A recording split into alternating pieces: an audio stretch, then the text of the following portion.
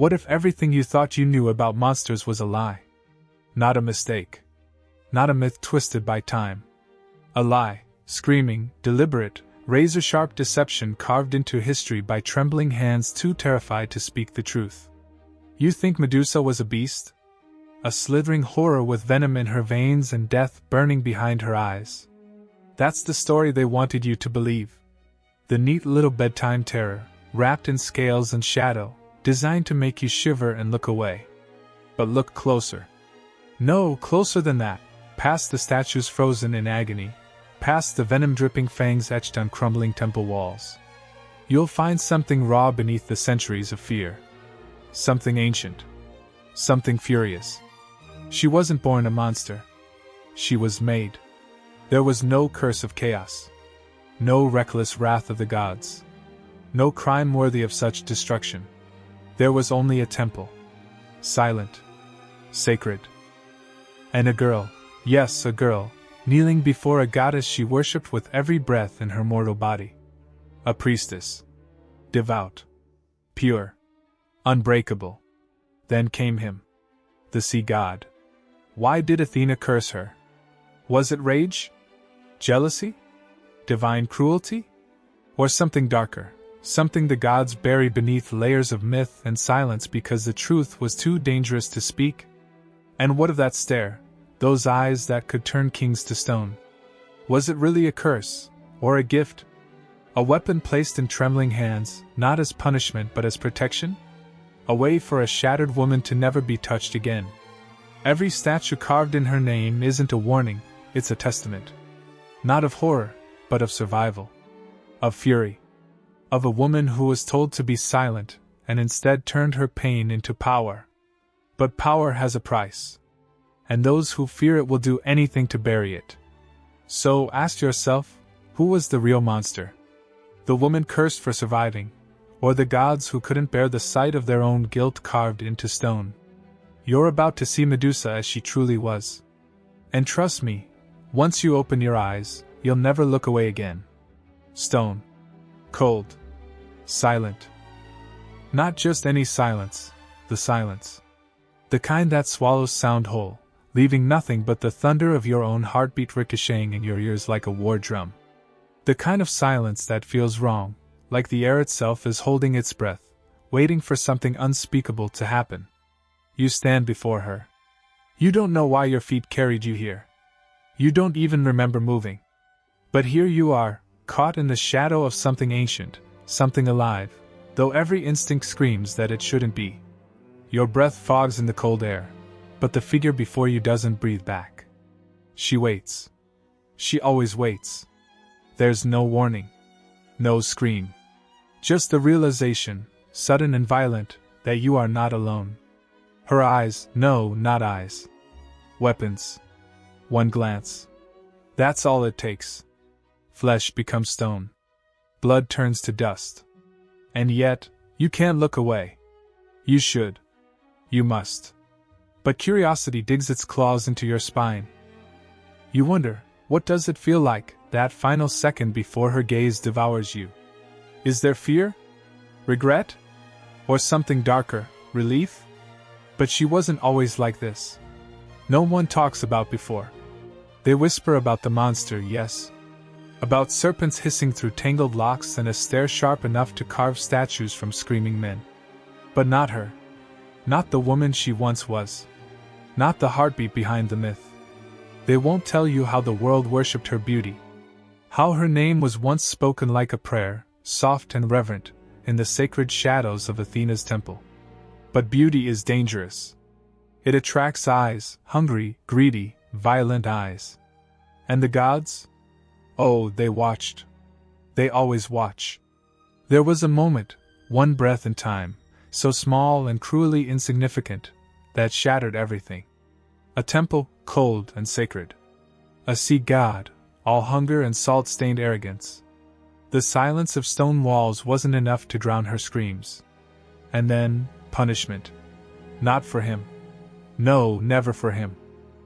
The goddess she worshipped, the one she served with devotion carved from bone and blood, didn't shield her. Didn't comfort her. She cursed her. twisted every inch of her into a warning. A thing to be feared. A thing to be hated. Her beauty was ripped away. In its place, scales and fangs and fury. A tangle of serpents writhed where soft locks once fell, and every breath she took echoed with the sound of betrayal. You think you know what fear is? You don't. Fear isn't the monster in the dark, it's the knowledge that no one will save you. That the gods, those cold and gleaming stars in the sky, will not weep for you. They will watch as you shatter and bleed and blame you for it. Now, she is vengeance carved into flesh. Every stone corpse is not a warning, it's a memory. A reminder of what it feels like to be powerless and punished for surviving.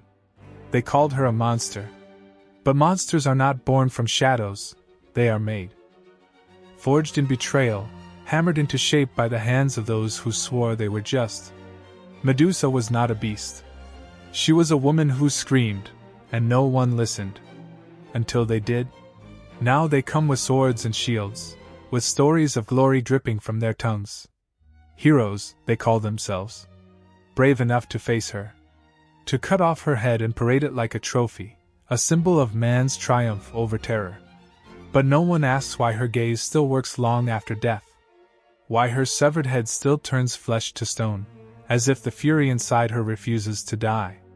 As if the gods themselves couldn't drain the rage from her veins. What if it isn't a curse?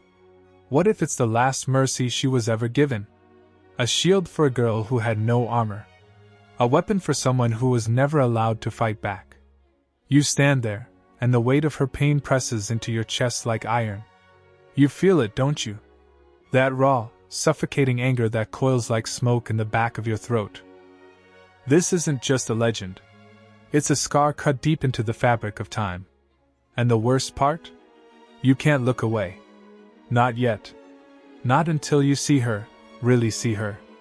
Not until you realize that every twisted statue, every frozen scream locked in stone, isn't a sign of her cruelty.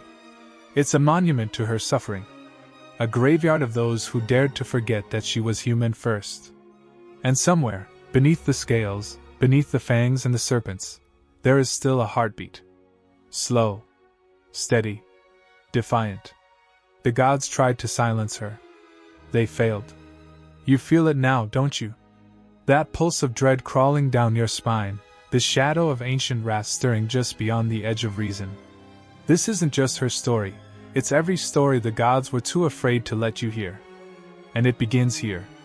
But be warned, once you meet her gaze, there's no turning back. The air hums with something ancient. Not the soft whisper of time passing gently, but a pulse, low, slow, like the heartbeat of a god buried beneath the earth. You feel it through the soles of your feet, a vibration that coils up your spine and claws into your skull. You're not supposed to be here. The sky above isn't sky, it's an endless expanse of molten gold, rippling and churning with storms older than memory. Shadows stretch unnaturally long across cracked marble floors, twisting and shifting as if they're watching, no, waiting. The gods are near. You can feel them. Not the gentle warmth of distant stars, but raw, searing presence, like standing too close to a fire that doesn't burn skin, but soul. This isn't your world. This is theirs.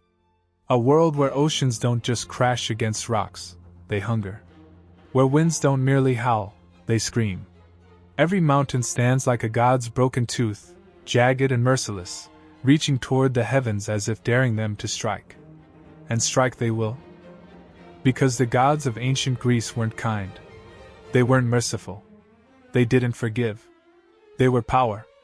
Pure, unfiltered, terrifying power. Zeus, the sky splitter, with lightning curled in his fist like a promise of destruction. His laughter wasn't joy.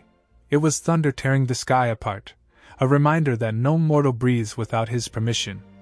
His desires carved empires. His fury drowned cities. Poseidon, the earth shaker. Not just ruler of the sea, he was the sea. Every crashing wave, every ship splintered into nothingness was his will made flesh. His trident didn't just command storms, it shattered worlds. The oceans weren't blue, they were endless, monstrous mouths, waiting to swallow the arrogant and the unlucky whole. Hades, silent and cold as grave soil. His kingdom wasn't hell, it was worse. No fire. No screams. Just endless silence and the crushing weight of eternity. The dead didn't fear him. They belonged to him. Every heartbeat was a countdown to his dark embrace. But the worst of them? The ones who didn't need thunder or waves or death to destroy you. The gods who watched from above with cold eyes and cruel smiles.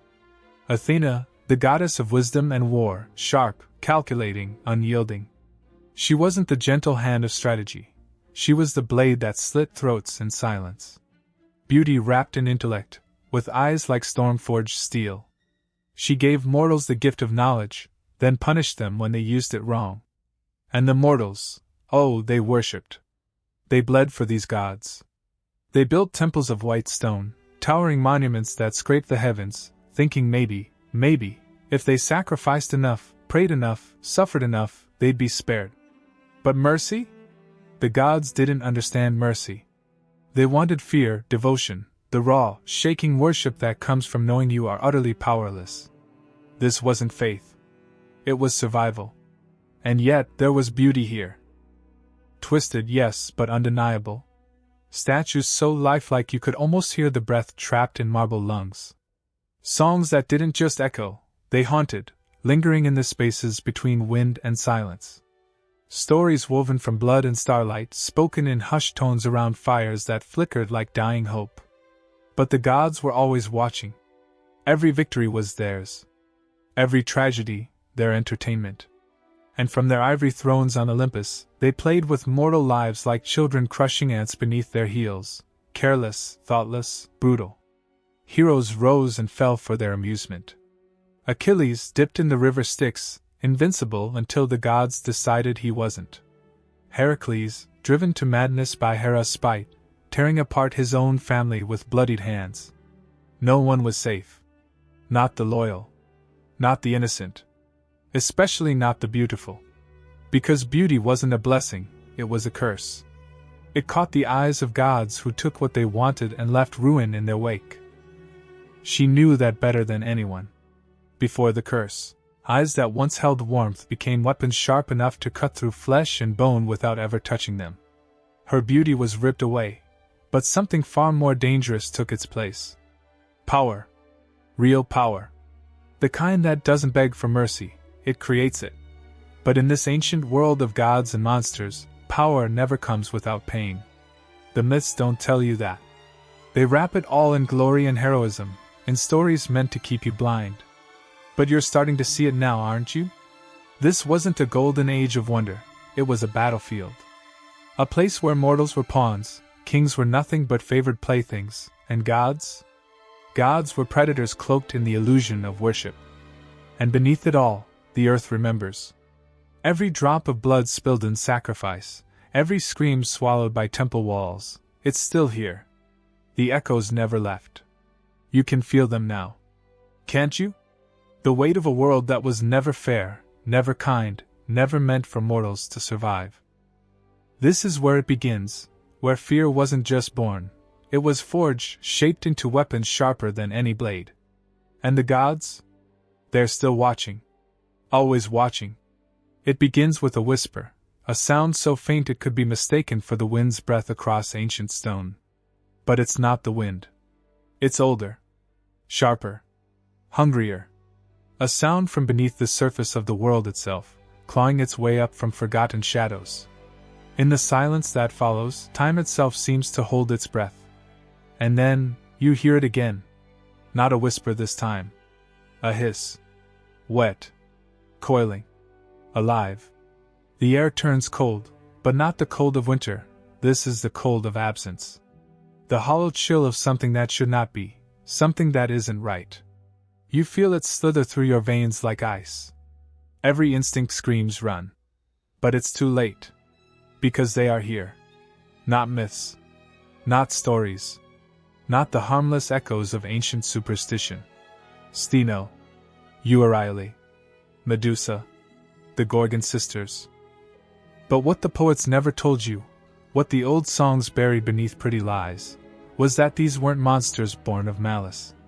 No. They were shaped by something far worse. Betrayal. It started with Steno, the eldest. The unbreakable. Her fury wasn't forged from rage.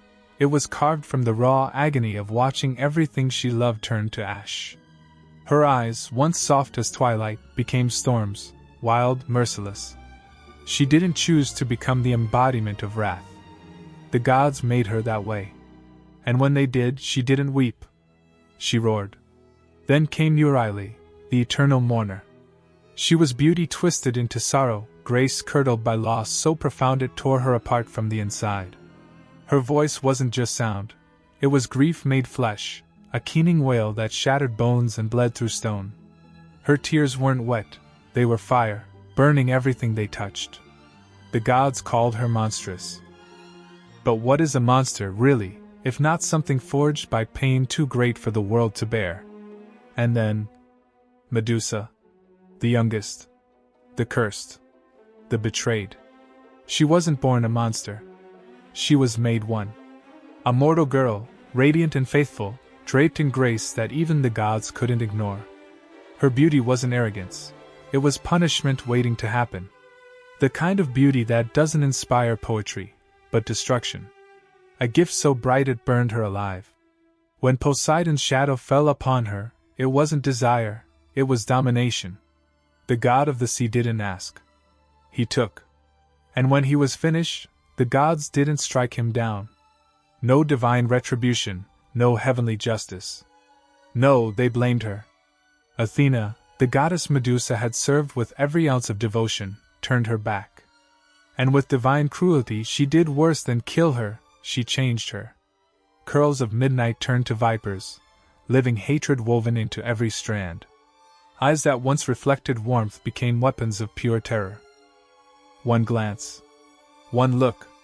That's all it took to turn flesh to stone, to freeze the heartbeat of any foolish enough to meet her gaze. But what they never understood, what they feared, was that it wasn't vengeance Medusa sought. It was freedom. The sisters knew what it meant to be feared. They knew what it meant to be hunted. But they weren't broken, they were sharpened. Steno, with her feral rage, was the blade. Euryale, with her eternal sorrow, was the weight. And Medusa? She was the curse wrapped in beauty, the ultimate punishment for divine cruelty left unchecked. They didn't ask for mercy. They became the storm. Can you feel it? That pulse under your skin? That's their legacy, still thrumming through the bones of the earth.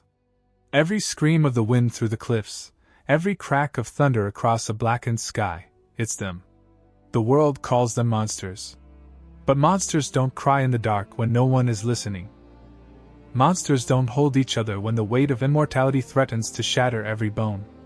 No. These sisters weren't born beasts. They were made that way by gods who couldn't bear the reflection of their own cruelty. Steno, her laughter wasn't madness, it was defiance. Every roar a reminder that she would never break, no matter how many heroes came swinging their swords, drunk on stories of glory. Euryale, her grief wasn't weakness. It was power. A grief so vast it became a weapon, slicing through arrogance like a blade through silk. And Medusa, she was never the villain. She was the mirror. And heroes, those golden, shining fools, couldn't stand to face what they saw reflected back. Can you hear it now? The hiss of scales sliding against stone. The soft rustle of serpents moving as one, their bodies a living crown of fury and sorrow. Every legend that drips from trembling lips is stained with fear. Heroes speak of victory. Of slaying the beast. Of cutting off her head and holding it aloft like some cursed prize. But do they tell you what came before the blade fell? Do they speak of her eyes, not burning with rage but sadness? A sorrow so bottomless it could drown the gods themselves? No. They silenced that part. Because the truth is heavier than any myth. The truth is that when Perseus crept into her lair, armed with mirrored shields and divine favors, it wasn't a monster who met him. It was a woman, tired of running. Tired of being feared. Tired of being alone. And yet, when the blade struck, the earth didn't cheer. The gods didn't sing. The world wept. Because even stone remembers. And now, so do you. But this isn't the end. The Gorgon sisters aren't just names etched into forgotten myths. Their story doesn't end with a hero's blade. It twists. It coils. It waits. Because rage like Steno's doesn't fade. Grief like Euryalus doesn't die. And Medusa's curse? It lingers. You can still hear it if you listen closely enough, the whisper of scales, the breath of sorrow, the pulse of something ancient and unforgiving crawling through the dark. They're not gone. They're just waiting for you to remember. It begins in silence, not the absence of sound, but the heavy stillness that swells before something breaks. A sky too still, air too thick, as if the world itself is holding its breath. There, beneath the cold weight of the stars, an ancient truth stirs, one that history tried to bury beneath dust, fear, and silence. But silence remembers.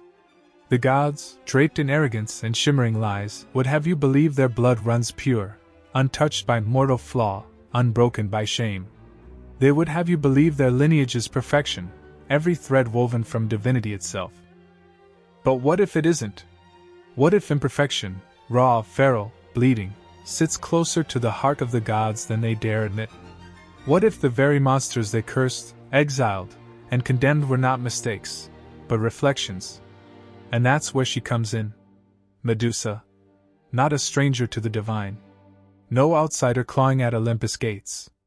No, her bloodline pulses with godhood's fire, a lineage ancient and sacred, forged in the chaos before the world knew order. Her father, Perseus, a primordial sea god older than any Olympian arrogance. He was not the polished beauty of Poseidon's oceans, but something darker, something deeper, salt and shadow, the primal rage of the sea's forgotten depths. The kind of god who didn't rule the sea but was the sea, its hunger, its fury, its cold, crushing silence. Her mother Ceto, the very embodiment of terror that lurked beneath the waves. She was not beauty. She was not grace. She was dread given form. A force that whispered to sailors in their final moments, promised them oblivion wrapped in cold arms.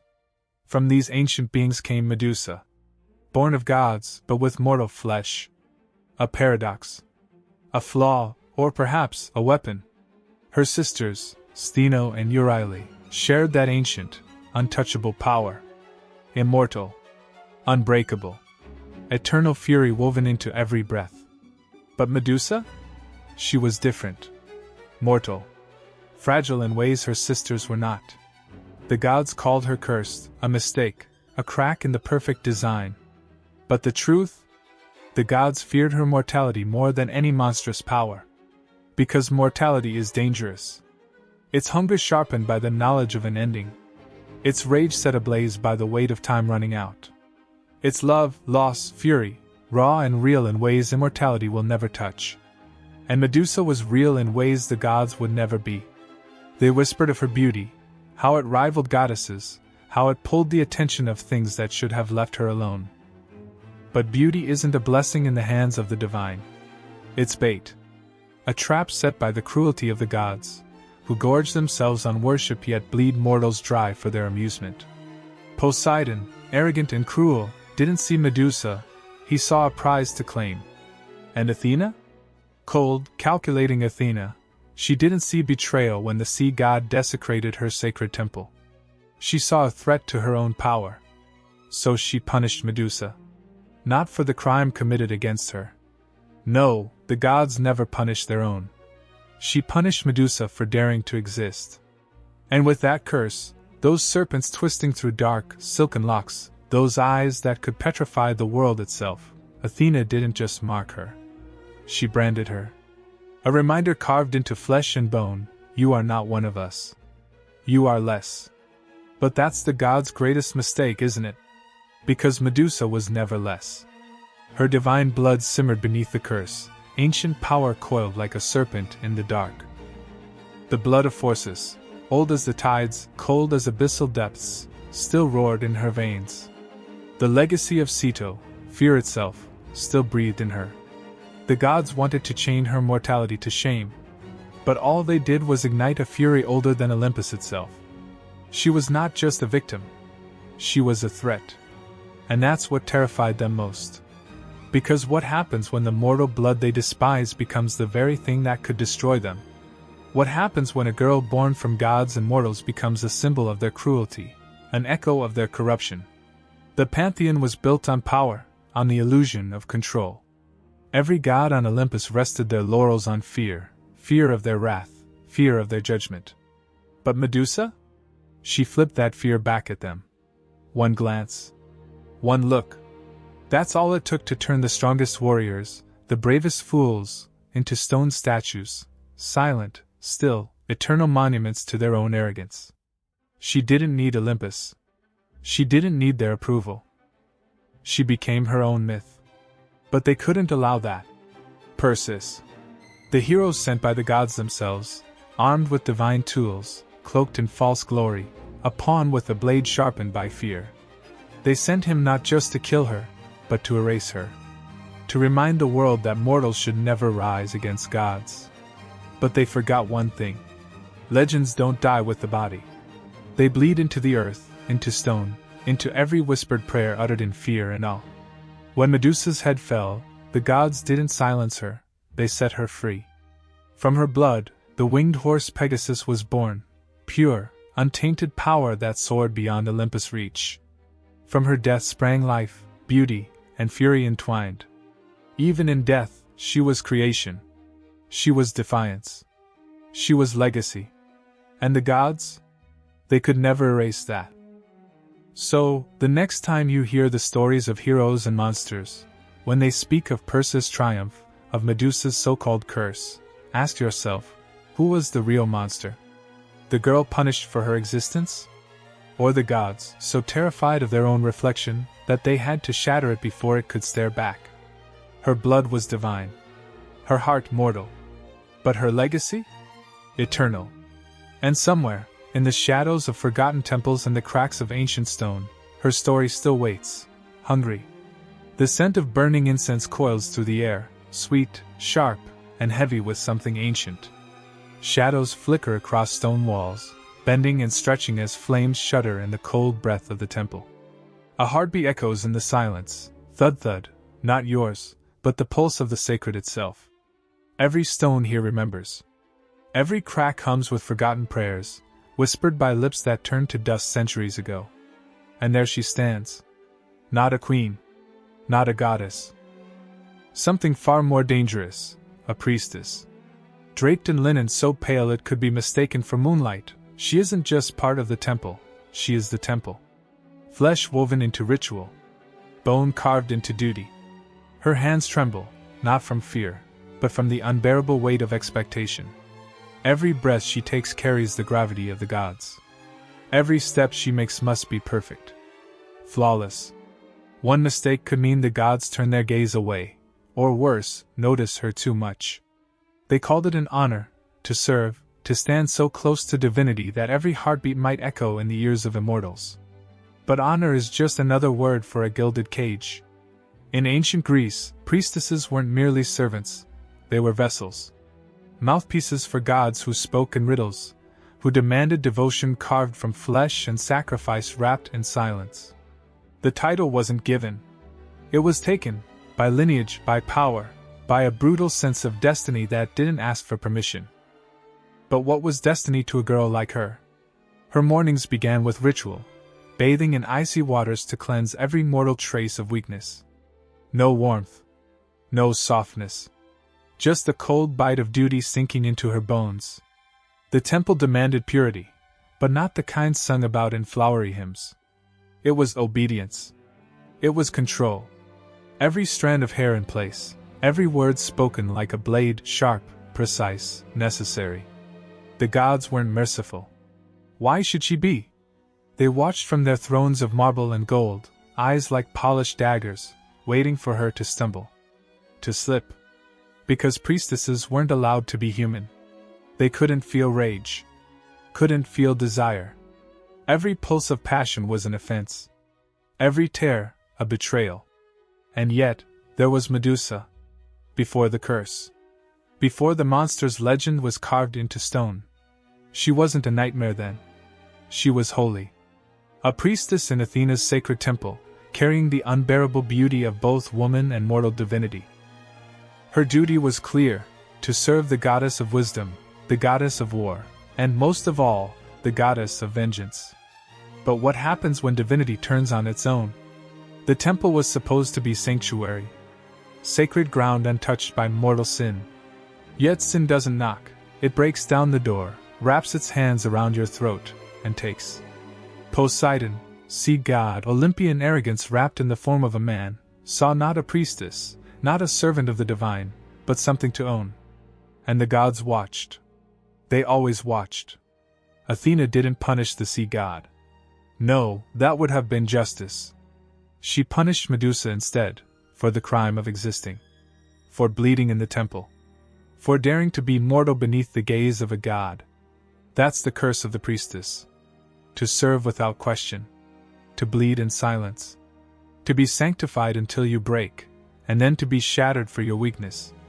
The life of a priestess was not filled with gentle worship. It was sacrifice sharpened to a blade's edge. Every ritual bled something from them: innocence, joy, fear. There was no room for softness in the temple's stone embrace. Only obedience. Only the cold weight of expectation pressing against your chest until you forgot how to breathe without permission. And yet the priestesses weren't powerless. They stood closer to the gods than kings or warriors ever could. When a priestess spoke, the earth itself listened.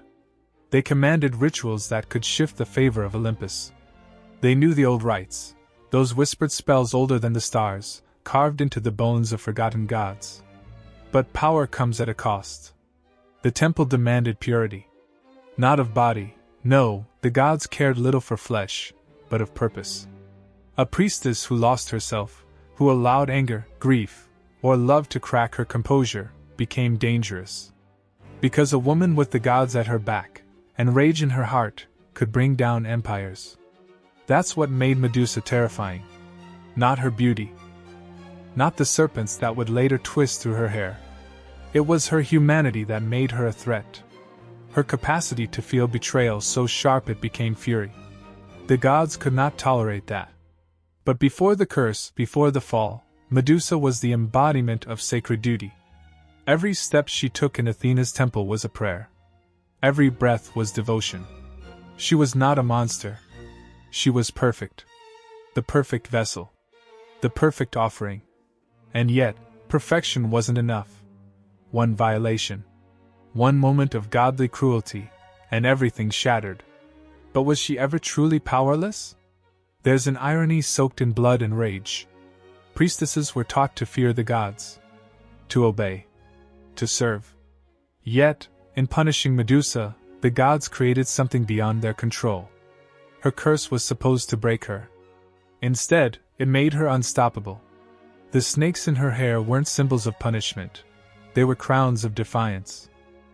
Her gaze, once soft with devotion, became a weapon so absolute it could turn the arrogance of heroes into cold, unfeeling stone.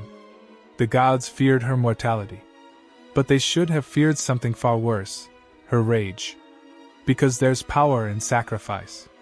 And there's fury in injustice. Every temple wall that once echoed her prayers now trembles with the memory of her curse. Every priestess who once feared the gods now hears her story, and remembers. She wasn't just a priestess. She was a revolution wrapped in mortal skin. And in the silent corridors of ancient temples, her legacy still lingers.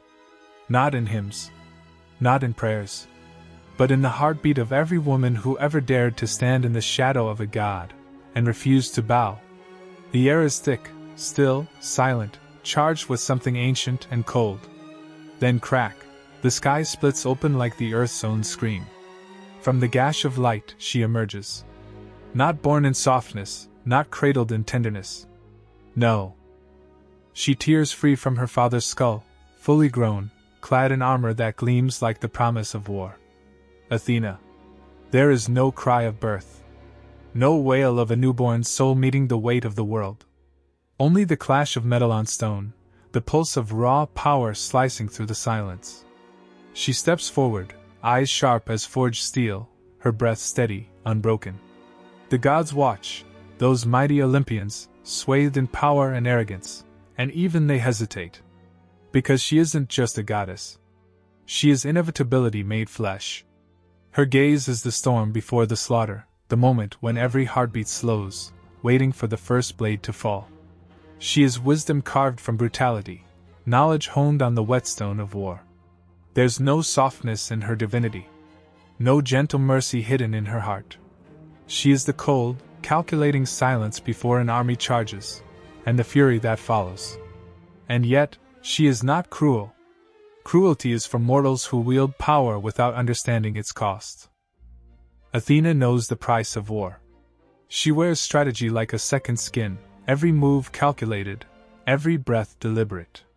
She's the whisper in a general's ear before the battle begins.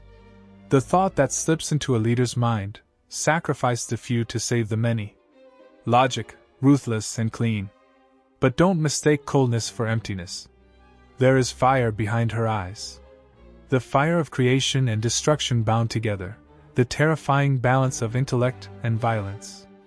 A goddess who crafts cities from dust and raises them to ash with the same steady hand. She is the shield and the spear, protection and punishment, mercy and wrath, wisdom and war. And yet, there is blood on her hands. Not her own. Never her own. The whispers of betrayal cling to her like shadows. Medusa. The name cuts through history like a jagged blade. A priestess who dared to be beautiful. A mortal who dared to be vulnerable. When violation stained sacred ground, Athena did not punish the god who brought ruin. She turned her fury elsewhere. Why? Was it rage? Spite? Or something far colder? A lesson carved in cruelty, a reminder that even the most sacred must never appear weak? Her wars are not the frenzied violence of Ares. They are the cold, unrelenting march of inevitability. And the terrifying part? She believes it's for the greater good. When cities burn under her guidance, it isn't hatred that fuels the fire, it's logic. Sacrifices must be made. The scales must be balanced. She doesn't strike first without reason, but when she does, her justice is swift and absolute. There's no glory in it. No pride. Just the cold understanding that victory often demands blood, and that sometimes, the blood spilled belongs to the innocent. Yet there's another side to her. A protector of wisdom. A guardian of civilization. She builds as fiercely as she destroys. Temples that stretch toward the sky, libraries that hold the fragile brilliance of human thought.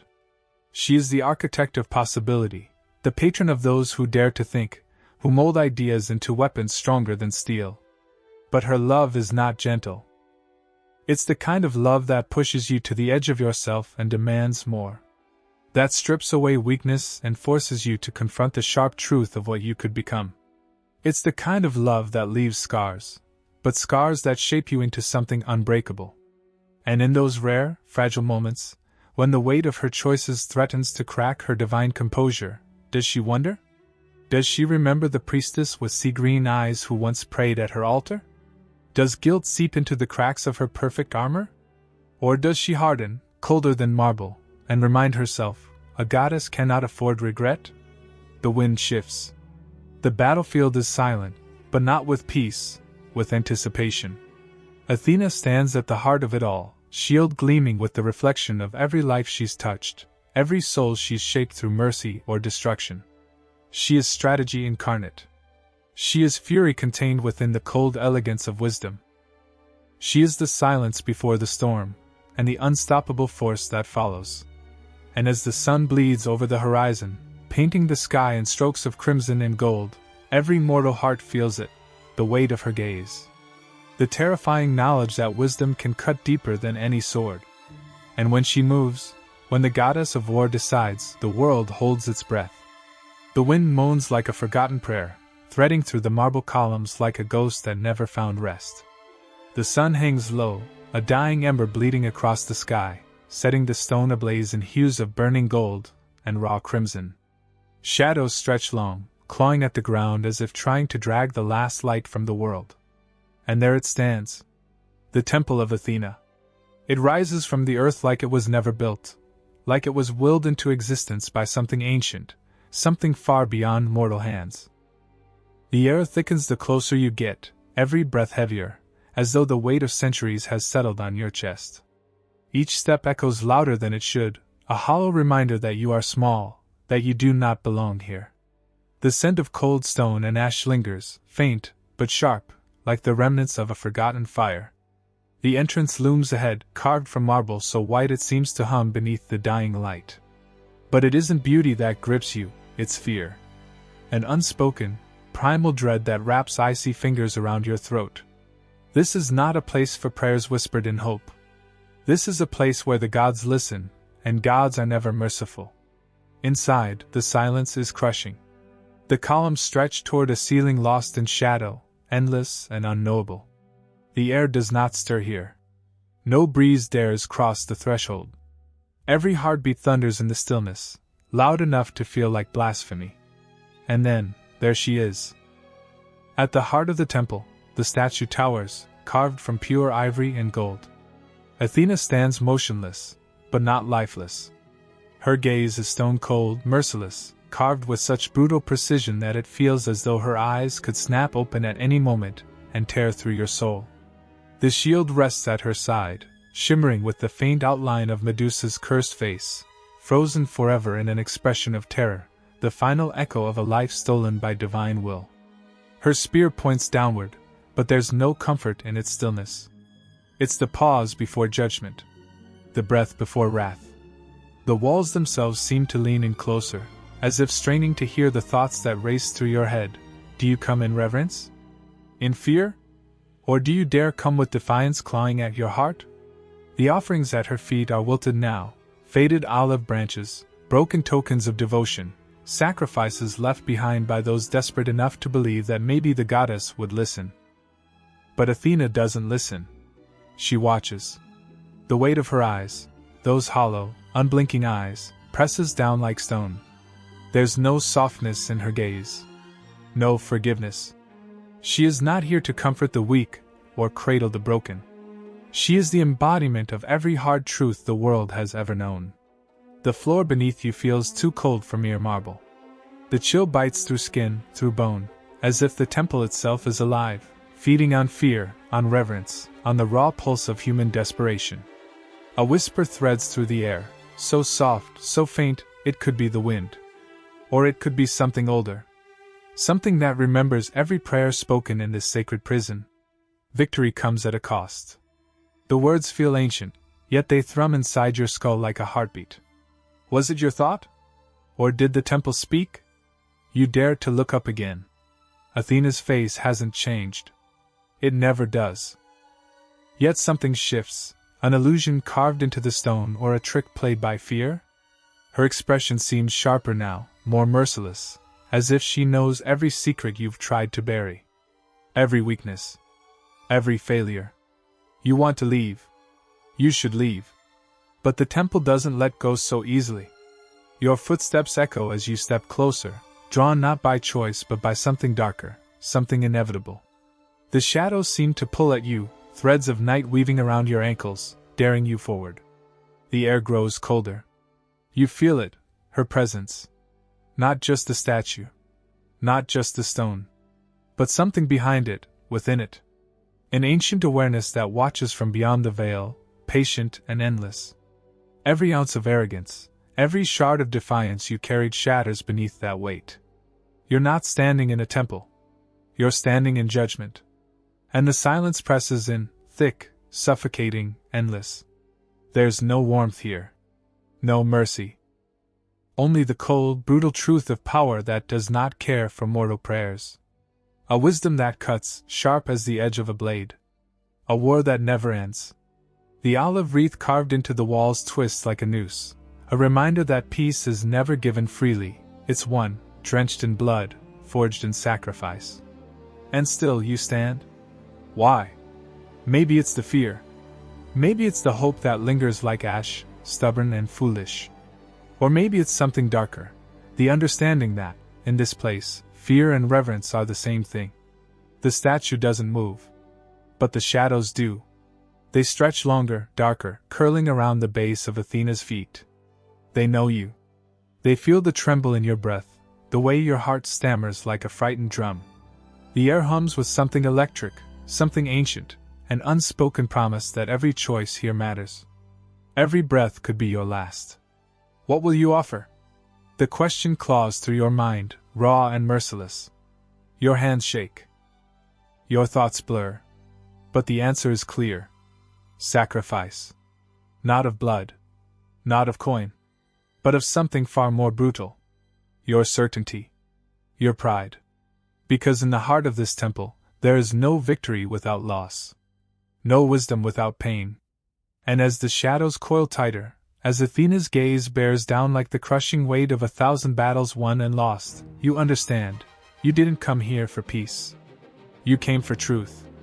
And the truth never leaves you whole. It begins with silence.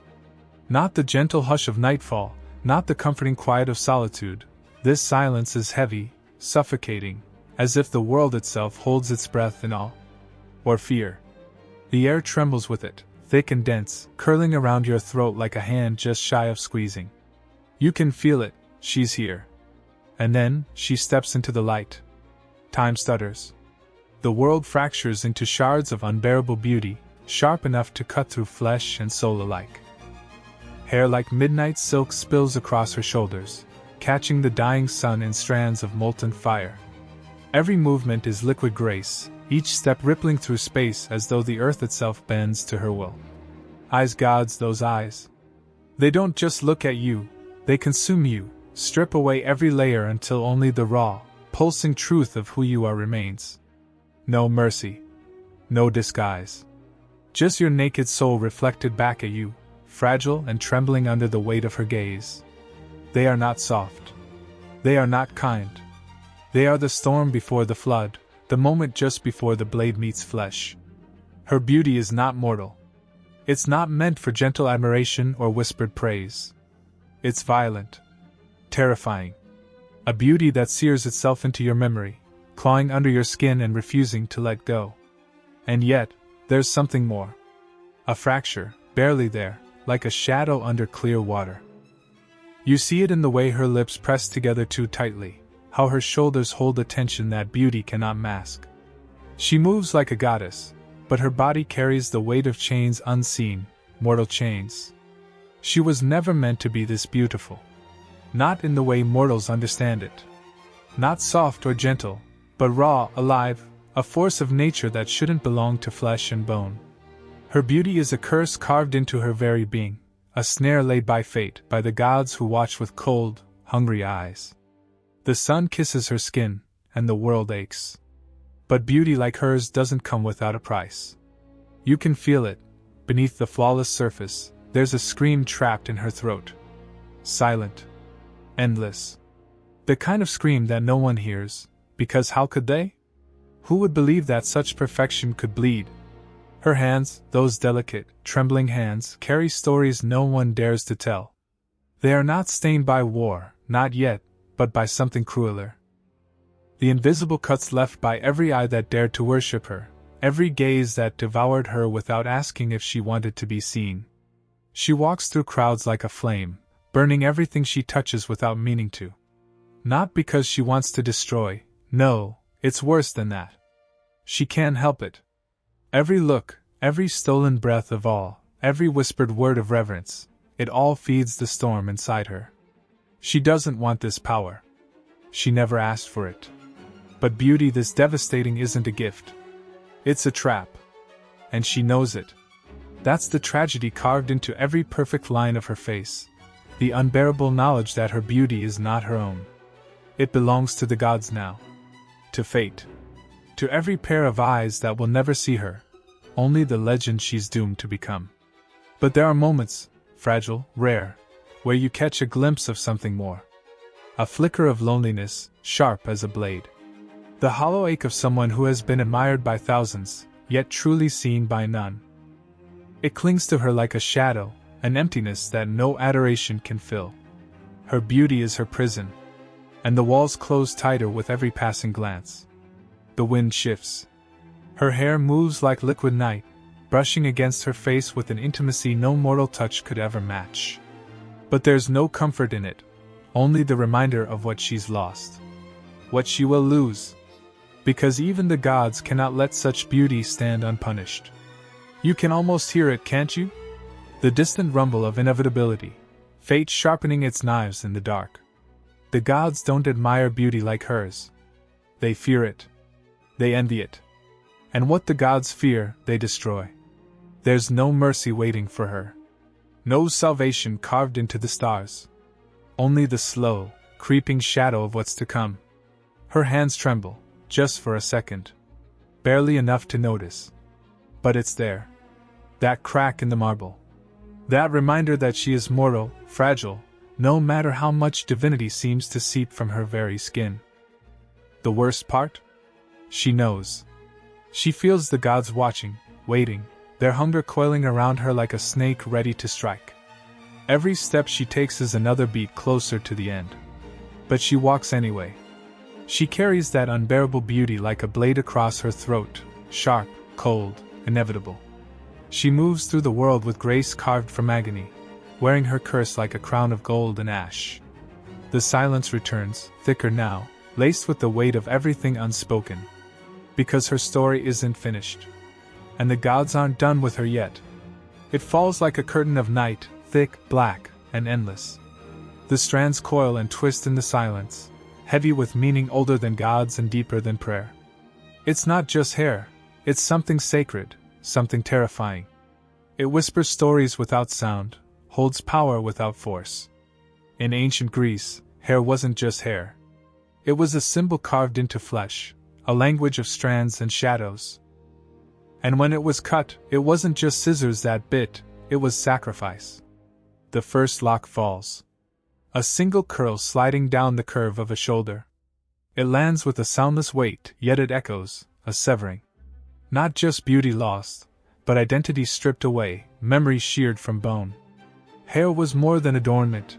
It was a living history, a tether to the divine and the dead. Think of the maiden before her wedding night, trembling as hands pull her hair into intricate braids, each twist a spell, each knot a vow she cannot take back. The weight of expectation coils tighter than any braid ever could. Each strand woven in silence, heavy with the knowledge that this night will unmake her. She walks toward her fate with every lock bound in duty, the scent of sacred oils thick in the air, an offering of herself before she's even touched. But not all offerings are willing. In mourning, hair becomes a scream made flesh. Women tear at their locks in raw anguish, ripping strands from their scalp as if the violence could claw back what death has stolen. Each torn hair is a piece of their soul, a desperate attempt to feel something other than the hollow silence that follows loss. The ground drinks the grief from their trembling fingers, and the gods, cruel and cold, watch with eyes of stone. And then there's power. Not all hair is sacrificed in sorrow. Some wield it like a weapon. Medusa's hair didn't fall in soft waves or silken curls, it writhed, alive with fury and defiance. Serpents coiling where beauty once rested, a crown forged not from gold but rage. A curse, they said? A punishment. But was it? Or was it the gods' fear twisted into something monstrous? Because what's more terrifying than a woman who cannot be controlled? Her hair was no longer an offering. It was a warning. In the sanctuaries, priestesses let their hair fall freely, untouched by blade or binding. Lu's hair was purity, wild and untamed, a direct line to the divine. Every strand that caught the wind carried prayers, silent and unseen, to gods who demanded so much yet offered so little in return. A priestess with unbound hair wasn't powerless. She was holy, untouchable. But hair could be bondage too. Slaves had their hair cut short, a brutal marker of ownership. Each severed lock was a symbol of freedom stolen, identity stripped bare until all that remained was submission. The blade didn't just cut hair. It cut hope. And yet, in that sharp, final snap of scissors, there was defiance too. Because hair grows back. It remembers. The warriors knew this. Before battle, they would tie their hair back, a ritual of readiness and focus. Every knot was a promise: I will fight. I will endure. And when victory came, when blood stained the earth and breath left broken bodies, the victors would cut the hair of the defeated. A trophy. A reminder that even glory could be stolen. In love, hair was devotion incarnate. Lovers wove strands of each other's hair into tokens, braided cords wrapped around wrists or hidden beneath garments. A talisman of desire, of belonging. Yet, desire could twist into obsession, and what was once given freely could be torn away in fury. Hair cut in rage is a brutal thing, an act of domination, of stripping someone of their power, their essence. But there's something more sinister. A woman's hair, long and shining, was often seen as her greatest weapon. Beauty that could enchant, ensnare, destroy. The myths whispered of sirens with locks like silk nets, luring sailors to watery graves. Even mortal women knew the danger of their beauty, how every glance could become a threat, how every compliment might be laced with hunger. They learned to hide their hair, to braid it tight, to cover it in fabric and silence. But not Medusa. Her hair was punishment, they said. But maybe, just maybe, it was protection. There's something terrifying about hair left wild, unbound by hands that seek to tame it. It speaks of freedom, of chaos, of a force that cannot be controlled. Every coil, every wave, every strand becomes a rebellion against the hands that would dare to cut it. And in the dead of night, when the world holds its breath, the sound of scissors becomes something else entirely. A threat. A promise. Because to cut hair is to change fate itself. In ancient rituals, cutting hair wasn't simple, it was a plea to the gods.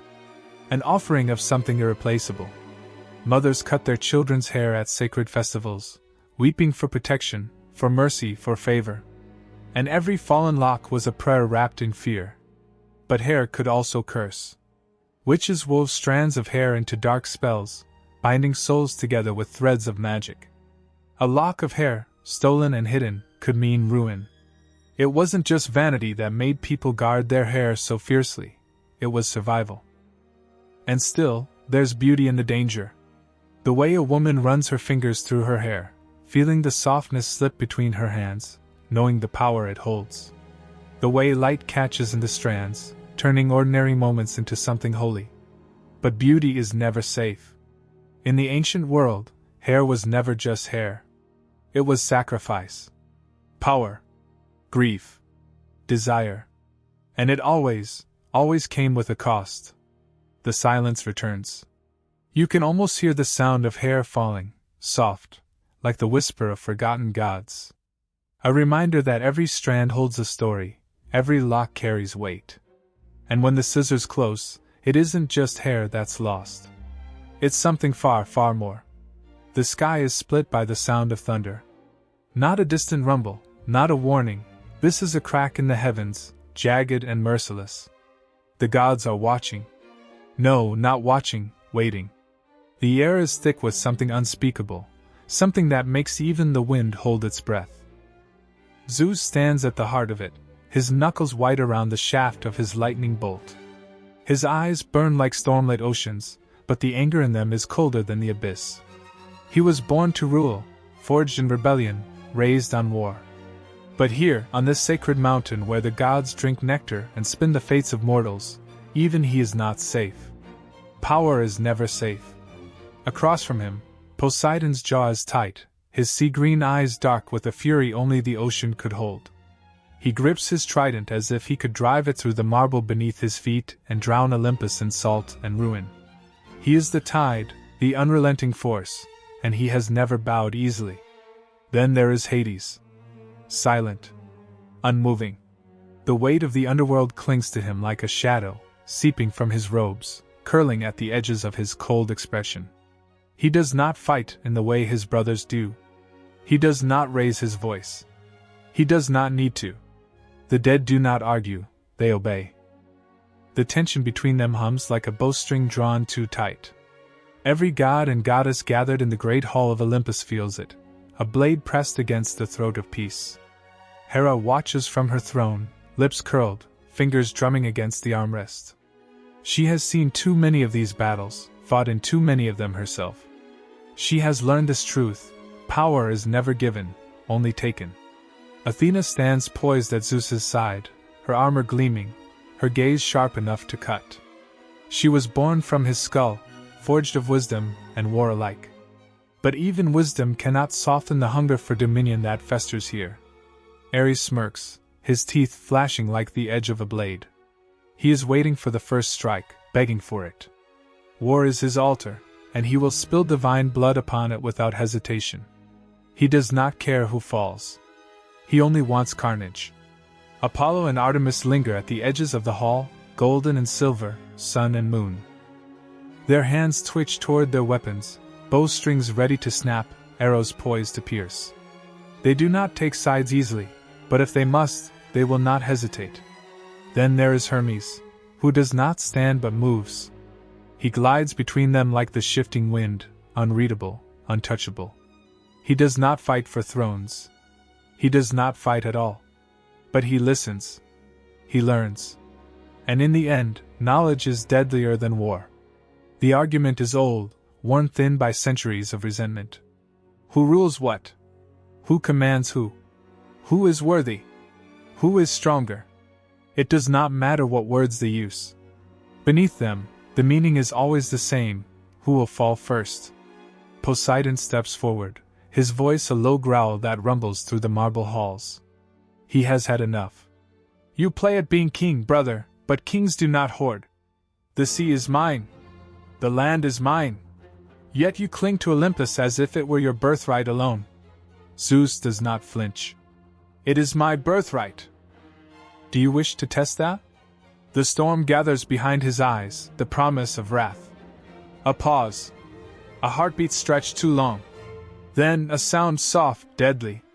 Laughter. It drips like poison from Hades' lips, slow, measured. How small you are.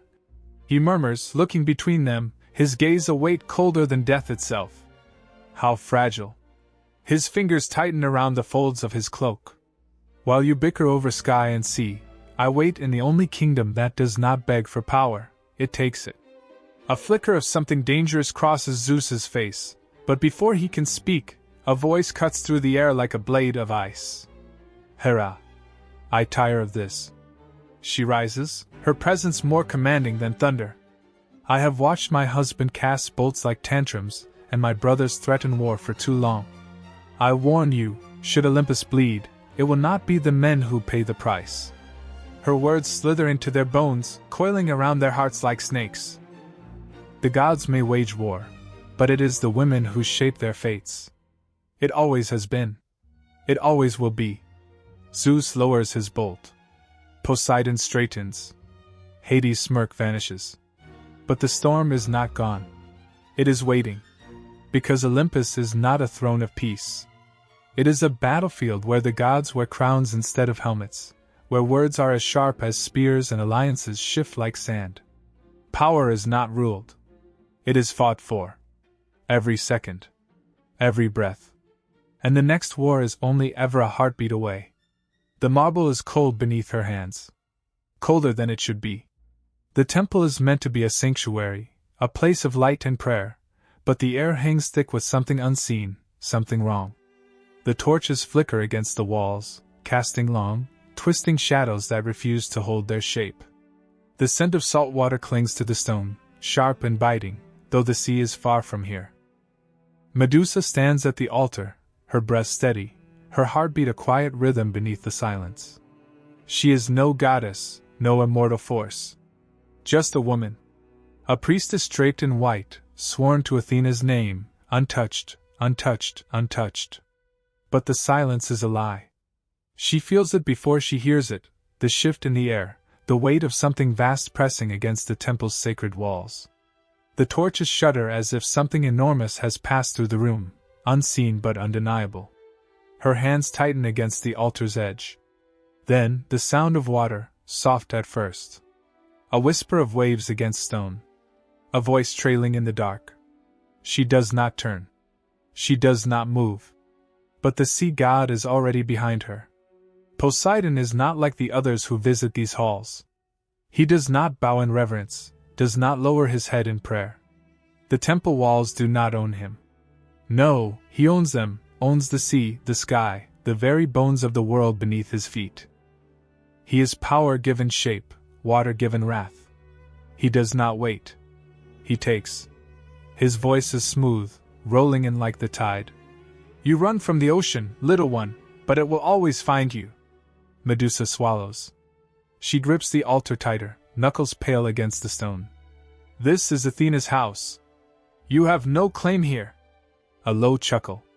Amusement curling like a wave before the crash. Athena is not here. The walls press closer. The torches flicker, their flames shrinking back. The air is drowning in salt. Her hands tremble, but she forces them still. I serve my goddess. The words are meant to be strong. They sound small. Poseidon steps closer. The shadows shift with him, bending, breaking. Then let your goddess save you. She turns. And she knows. Knows there is no saving. Knows the temple is stone and silence. That the gods watch but do not act.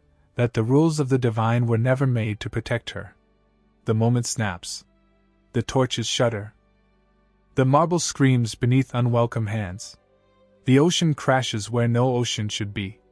The world tilts, and the temple is no longer a sanctuary but a prison, the altar no longer holy but a witness to something that should never have been. When the silence returns, it is broken. Stained. Medusa lies against the cold marble, the weight of it pressing into her skin. She does not shake. She does not weep. She simply stares at the ceiling, at the cracks in the stone that had never been there before. Poseidon is already gone. The scent of the sea lingers, but he is gone. The torches sputter. The doors groan open. The air shifts. And Athena arrives. Her steps are soundless, but Medusa feels them. A presence heavy as war, sharp as judgment. She does not lift her head. Does not meet those storm-gray eyes. She has served. She has prayed. She has given everything. But she knows before the words are spoken. Knows the way the gods work, the way their laws are carved into fate itself. You have defiled my temple. A voice like a blade against stone. Cold. Absolute. Medusa exhales, slow, steady. She does not plead. Does not beg. She knows it will not matter. Athena stands above her, unreadable, untouched. There is no fury in her face, no sorrow in her gaze. Only law. Only order. The words are not a question. They are a sentence. And Medusa knows, as the air coils around her, as the last warmth bleeds from the room, that the gods do not care for truth. Only punishment. The air is wrong. Heavy. Thick with something unseen, something that claws at the skin and coils in the lungs. The torches along the temple walls burn too bright, their flames stretching unnaturally, as if recoiling from the presence that has filled this place. The marble trembles beneath bare knees. Medusa does not move. She kneels at the altar, hands pressed against the stone, her breath measured, steady, forced into steadiness. She does not dare look up. Not yet. The silence is unbearable. Then footsteps. Slow. Deliberate. The sound of something divine unraveling the stillness. A presence looms before her, vast and unrelenting. Athena does not announce herself. She does not need to. She is here, and the weight of her presence is suffocating. The temple walls seem to shrink, pulling closer, trapping Medusa in stone and judgment. You have defiled my house. The words are ice, sharp and absolute. They carve through the air, through flesh, through bone. Medusa closes her eyes. She does not speak. But silence is not mercy. You! The word drips with something unreadable, something buried beneath control. Were meant to be mine. A pause. Then softer. And yet you let him take you. The torches flicker violently. The air turns to knives, slicing invisible wounds into Medusa's skin. She does not lift her head. She cannot. Athena moves closer. The air bends with her, warping, suffocating. You were my priestess, she murmurs, voice low, seething. You were meant to be untouched. Medusa's nails dig into the stone. She wants to speak. Wants to scream that she had no choice. That the sea god is no storm to be weathered. He is the tide itself, and when he pulls, There is no escaping. But she does not. Because it does not matter. Athena's hand moves, so fast, too fast, and suddenly, fingers are curling through Medusa's hair. They are cold, impossibly so. Divine hands. Hands that once blessed. Now they grip. Now they hold. Now they condemn. A sharp pull, violent, merciless. Medusa gasps, pain flaring across her scalp as her head is wrenched upward, her gaze dragged from the safety of the stone floor. She does not want to look. But she must. And Athena is there. Towering. Unshaken. Eyes vast and unfeeling as the sky itself. They are not human. They are not kind.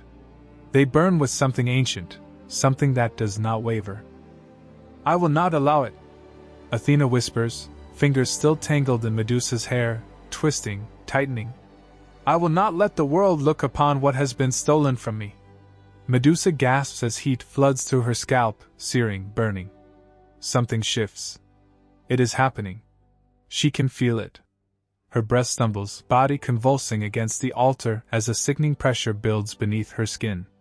Her scalp writhes, as if something is awakening, something alive, something hungry. Athena's grip does not falter. You will be untouched forever. Medusa's scream shatters against the temple walls. Fire rips through her veins, a violent, consuming force that does not stop, does not slow. It tears through her, reshaping, twisting, breaking. Her body is no longer her own. Her hair moves. Not with the wind. Not with her breath. It moves with will. It moves with hunger. Medusa chokes, gasping for air that does not come. She can hear them, hissing, shifting, slithering against her skull. She does not want to look. She does not want to know. But she knows. She knows. Athena watches. Silent. Unyielding. And then the eyes. Medusa does not see them at first. She only feels it. The weight of something greater than her. Something cursed into existence. Then, darkness, rushing forward. And when her eyes open, they are no longer hers. The scream never leaves her throat. It is trapped, swallowed whole by the force writhing inside her, pressing against her ribs, her spine, her skull. Her fingers dig into the cold marble, nails cracking against the stone. But the pain is distant, insignificant against the wildfire tearing through her body. It is too much, too much. Every nerve burns, every muscle locks, every inch of her skin feels as if it is being unmade and remade in something else's image. Something that is not her. The temple walls shudder. The flames lining the room twist, contorting, as if they, too, feel the weight of what is happening. The air is suffocating, thick with the presence of something ancient, something God-forged, something wrong. She tries to breathe. But the change does not allow for such mortal things. Her scalp writhes. Not her hair. Not anymore. The strands she has brushed, braided, loved, they are gone. In their place, a new life slithers, shifting, restless. Hissing. Moving without wind, without will, without her consent. The sound is deafening. The weight of them, alive, pulsing, twisting against her skin, sends a violent shudder down her spine. She does not dare reach for them. She does not want to feel what they have become. But her hands do not listen. Trembling fingers brush the creatures that now sit atop her skull, expecting strands of silk, of warmth. Instead, she feels scales. Slick. Cold. Living. A sob claws at her throat. Her hands snap away as if burned, but it is too late. They are hers now. They coil, restless, as if sensing her horror, as if mocking it. Their bodies shift, twining around each other, some curling downward to rest against her bare shoulders. Their tongues flick against her skin, testing, tasting. The realization sinks its teeth in, sharp and merciless. She is no longer human. The air in the temple crackles with something unseen. The walls feel smaller, pressing in, trapping her in a body she no longer knows. And then, her eyes. A shadow shifts across the polished marble floor. Not Athena's. Not the torches. Her own. It is wrong. distorted. Slowly, as if caught in a waking nightmare, she forces her gaze downward. And sees. Not her reflection. Not the girl who once knelt at this altar in prayer. The thing staring back from the gleaming stone floor is not her. The irises, once warm, once human, have darkened, sharpened into something unnatural. The pupils are slits. Reptilian. A predator's gaze where once there had been innocence. Her body lurches with a choked, animalistic sob, and something inside her cracks open, something that cannot be undone. She stumbles back, away from herself, away from this thing that wears her skin. But the reflection does not leave. It follows. It is her. She does not hear Athena's footsteps. But she feels her. The goddess stands over her, watching with unreadable eyes. There is no remorse in them. No pity. No sadness. Just something vast. Unforgiving. You will be feared, Athena says, voice like stone grinding against stone. You will be untouched. Her words are final. A sentence. A curse. A fate worse than death. Medusa is not weeping anymore. The thing in the reflection does not weep. It glares. The temple doors shudder against an unseen force. The torches flicker, dimming, as if the temple itself can no longer bear witness to what stands within it. She stares at her own eyes, and for the first time, they stare back. The first time it happens, she does not understand. The man is standing before her, hand outstretched, his breath sharp with hunger. His voice is a low murmur, sticky with false kindness. She does not move. She does not speak. She only watches.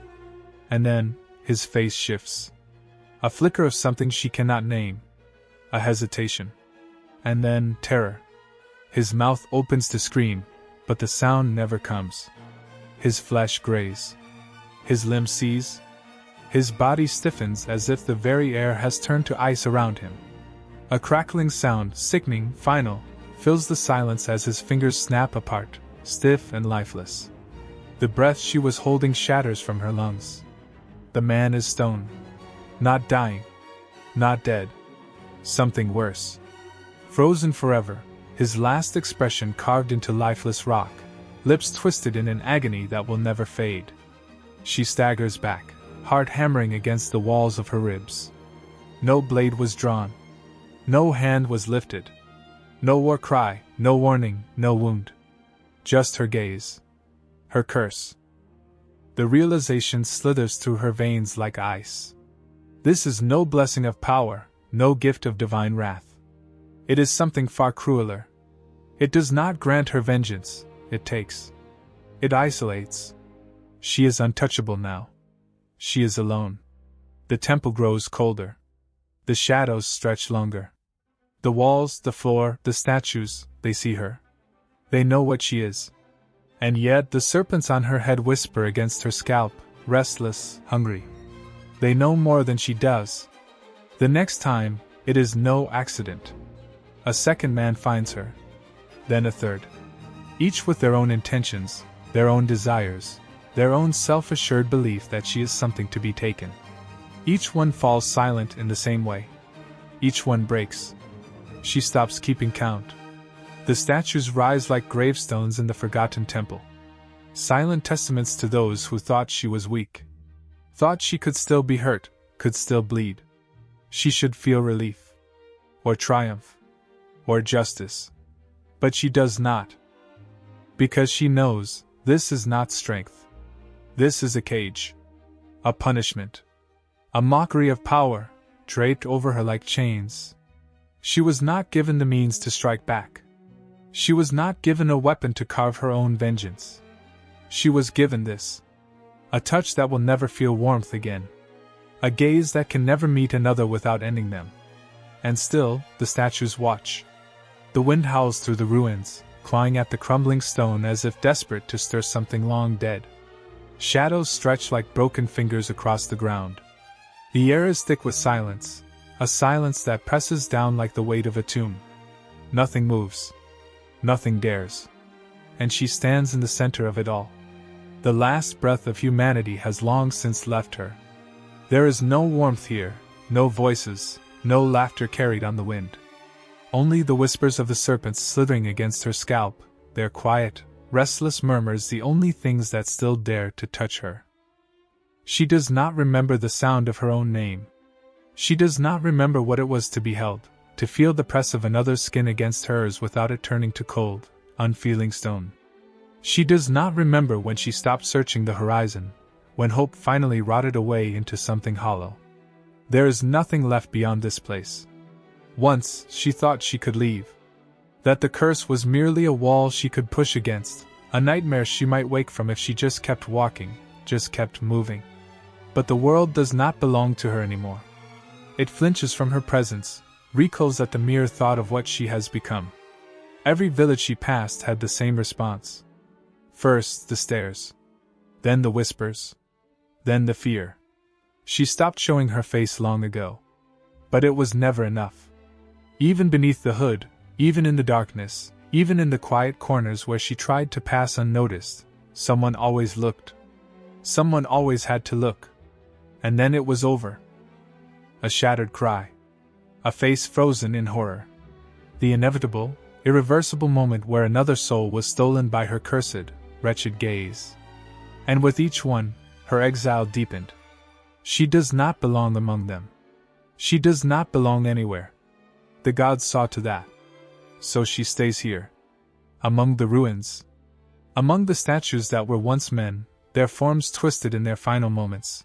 Some reaching, some screaming, some frozen mid-run as if the horror might have been outrun if they had only moved faster. She knows each of them. Knows the lines of their faces, the shape of their hands, the way their expressions will never change. They are all she has now. Silent.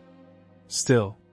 A breath still hangs in the air, half-formed, never to be finished. The shape of a man, frozen mid-motion, his fingers outstretched, reaching for something he will never touch. The horror is still there in his face, his eyes wide with the unbearable realization of what has happened. But those eyes will never close. The terror is now eternal. She does not move. She never moves first. The weight of his final moment lingers, thick and suffocating. It always does. She watches. She listens. The last shuddering heartbeat has already fallen silent, replaced by the dry whisper of stone settling into itself. The transformation is complete. Another life, turned into cold, unfeeling rock. Another person lost to the curse that has become her existence. It should have stopped hurting by now. It never does. She could turn away. She could leave him standing there, forever locked in the second before death, before he even had the chance to fall. But she doesn't. Her gaze lingers, tracing the lines of his petrified face, the shape of his lips still parted in fear. She has seen it before. Too many times. The young and the old. The warriors who thought themselves invincible, swords raised in vain defiance. The wanderers who stumbled into her prison of statues, unaware until it was too late. The foolish, the desperate, the ones who thought the legends were lies. They are all here now. A graveyard without the grace of burial. She steps forward, slow, deliberate. Stone does not breathe. Stone does not rot. It does not beg for mercy. It simply remains. Forever. Her hand hovers just above his cheek. Close enough to touch, but never making contact. A cruel, meaningless gesture. What difference would it make? He is already gone. And yet she stands there, still caught in the echo of the moment. She wonders if he had a name. If there was someone waiting for him. If there was a home left behind, a mother who will wonder why her son never returned, a lover who will wait for a ghost. She could whisper an apology, but the words would turn to dust in her throat. They always do. She steps back. The statues around her loom, an audience of the damned, their faces twisted in silent screams, in desperate pleas, in the final seconds before all thought was stripped away and only stone remained. They haunt her. She haunts them. The curse is not just hers. It belongs to every soul she has stolen, every life trapped in the stillness of her gaze. And it will never end. The whispers come first. They slither through the night, curling around campfires, threading through the narrow alleys of sleeping cities. They spill from the lips of merchants, of warriors, of trembling children who press their faces into their mothers' skirts. Some speak in hushed reverence, others with breathless terror. But all tell the same tale. She is watching. Out there, beyond the reach of gods and kings, beyond the safety of walls and temples, she waits. They say her lair is littered with the statues of those who were foolish enough to seek her. That her stare is not just death, it is the worst kind of oblivion, a fate worse than the underworld itself. And yet, the stories change. Some say she was never mortal to begin with, that she was born from the darkest corners of the earth, shaped by the fury of the gods themselves. Others whisper that she was once a woman, cursed for a crime that was not her own. That her hair was once golden, her face radiant, her smile something soft and kind. But there is no kindness now.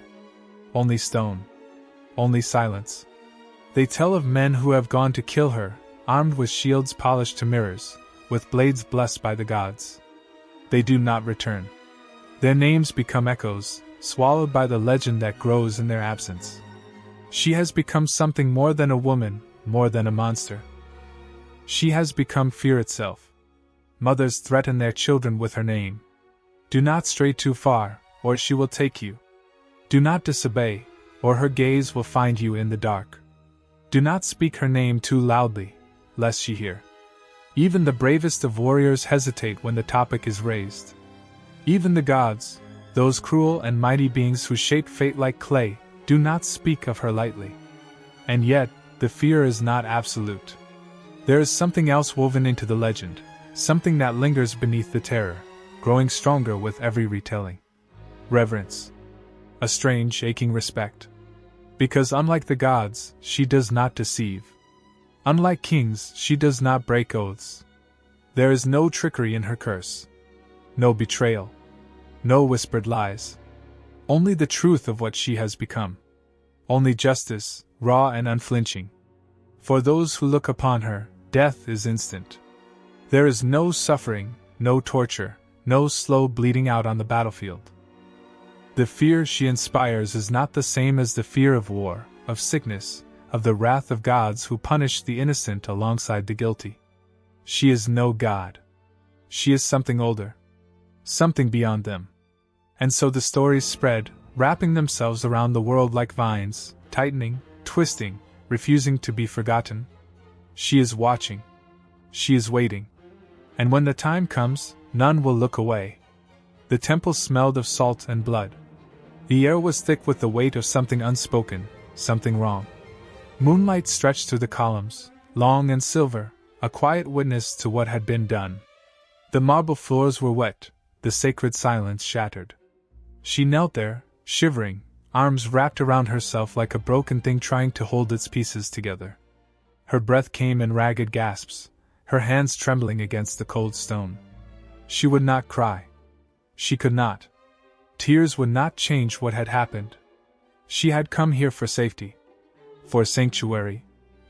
For the gods who were supposed to protect the faithful. But there had been no protection. No mercy. Only the weight of a body against hers, the crushing of something that could never be undone. A god had taken what he wanted, and the walls of Athena's temple had echoed with her screams. Now, there was only silence. But she was not alone. Footsteps rang out, slow, deliberate. A presence loomed above her, taller than the columns, colder than the stone. The scent of divine power curled through the air like incense laced with poison. She forced herself to look up. Athena. The goddess stood motionless, her face carved from something harder than marble. Her eyes, sharp as the edge of a blade, bore into the girl kneeling at her feet. There was no pity in them. No understanding. Only judgment. The weight of it pressed down, suffocating. Her heart pounded, her breath caught. She wanted to explain, to beg, to scream that it wasn't her fault. That she had prayed, she had believed, she had given everything to the gods, only to be left with this.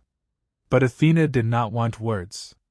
A slow, terrible shift in the air, and power surged forward like a tidal wave. Cold and cruel, It coiled around her body, seeping into her skin, sinking into her bones. Her nails clawed at the marble, her back arched in agony. It burned. It twisted. Her golden hair writhed, strands curling and snapping, alive with something that should not be.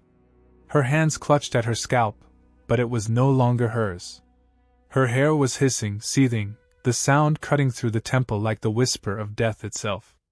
Her skin cracked, hardening, darkening, changing.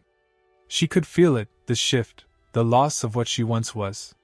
Something terrible pulsed beneath the surface, a poison in her veins, an exile from the humanity she had clung to so desperately. She screamed. Athena did not move. The goddess only watched. Watched as beauty became terror. As softness turned to scales. As innocence was drowned in punishment.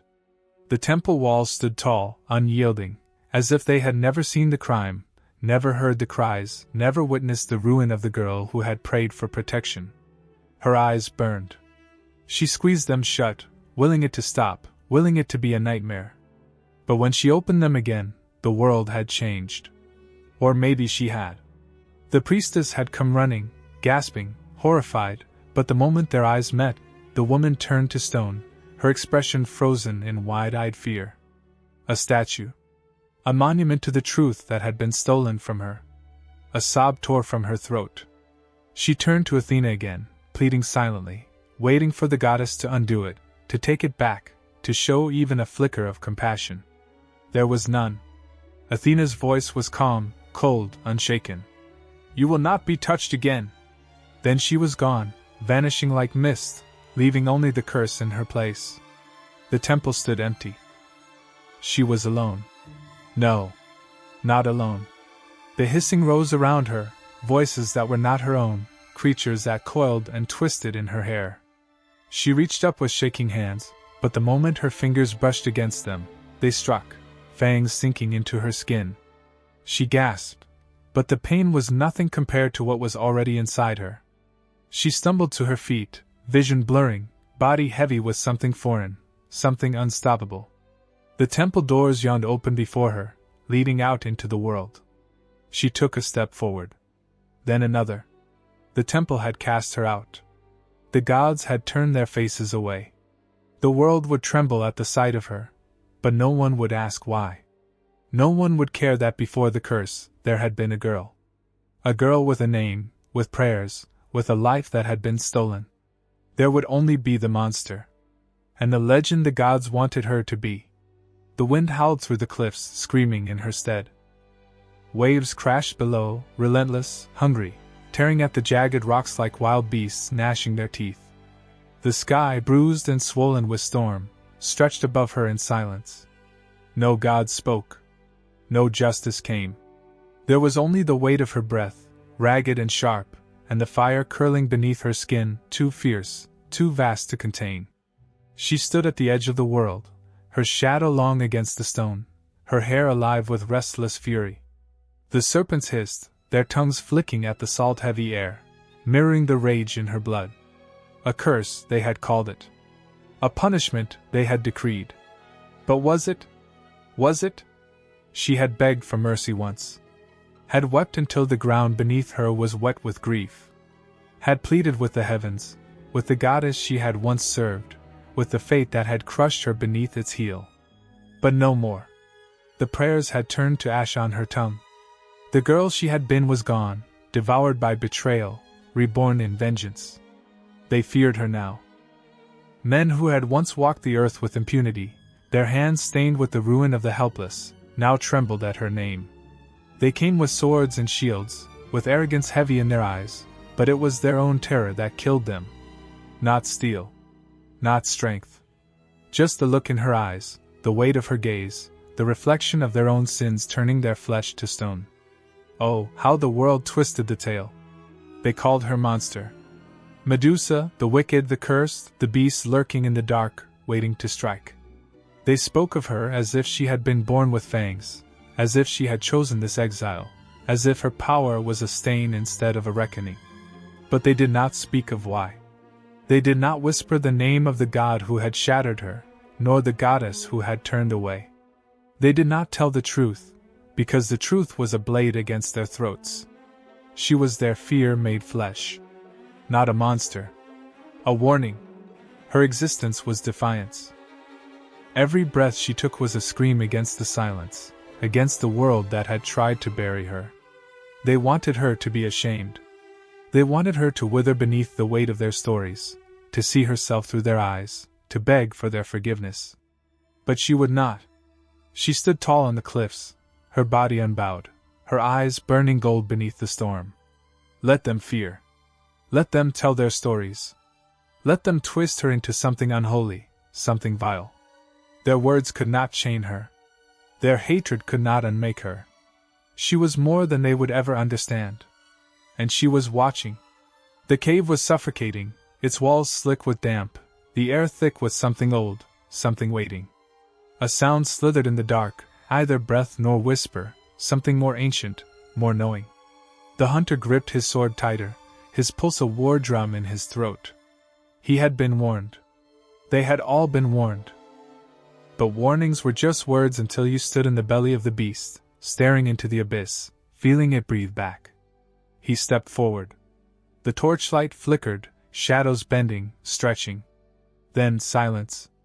The kind that presses against the ribs, squeezes the air from the lungs. And then movement. A shift, a scrape, a presence too vast to be ignored. A pair of eyes, glowing, watching, waiting. The hunter was not the first. He would not be the last. Monsters had always lived in the cracks of the world, in the forgotten places, the spaces men feared to tread. They were whispered about in the dead of night, their names carved into legend, their faces twisted by the tongues of those who had never seen them. But what was a monster, truly? A beast? A punishment? A god's discarded mistake? Or something more? Every story had its villain, every hero his foe. The ones with fangs and claws, with scales that shone like blackened steel, with voices that curled like smoke and eyes that saw too much. But the monster did not name itself.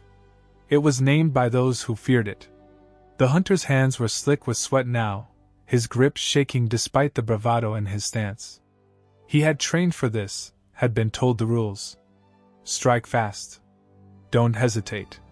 Don't look too long. Yet something in the darkness made him pause, something not spoken of in the tales. The presence before him was watching, yes, but there was no mindless hunger, no senseless rage. It studied him as he studied it, waiting, measuring. And for a moment, the hunter wondered, who was the monster here? The one who had been chased into the shadows, or the one who had come to kill? But men did not ask such questions. They raised their swords. The history of the world had been written in blood, in the screams of the ones who had no voice. The Gorgons, the Minotaur, the Chimera, the names burned into the bones of time, twisted into warnings, into nightmares. But had they always been so? Or had they, once, been something else? The stories told of their doom, of the heroes who had struck them down, of glory stolen from their deaths. Yet there were gaps in those stories, spaces where truth had been swallowed by legend. Who was Medusa before she was cursed? Who was the Minotaur before he was cast into the labyrinth? Were they born wicked, or did the world make them so? The hunter's breath quickened, his pulse a frantic thing in his chest. The monster in the dark had not moved, had not lunged, had not snarled. It waited. And in that waiting, there was a terrible, aching sorrow. He had expected rage.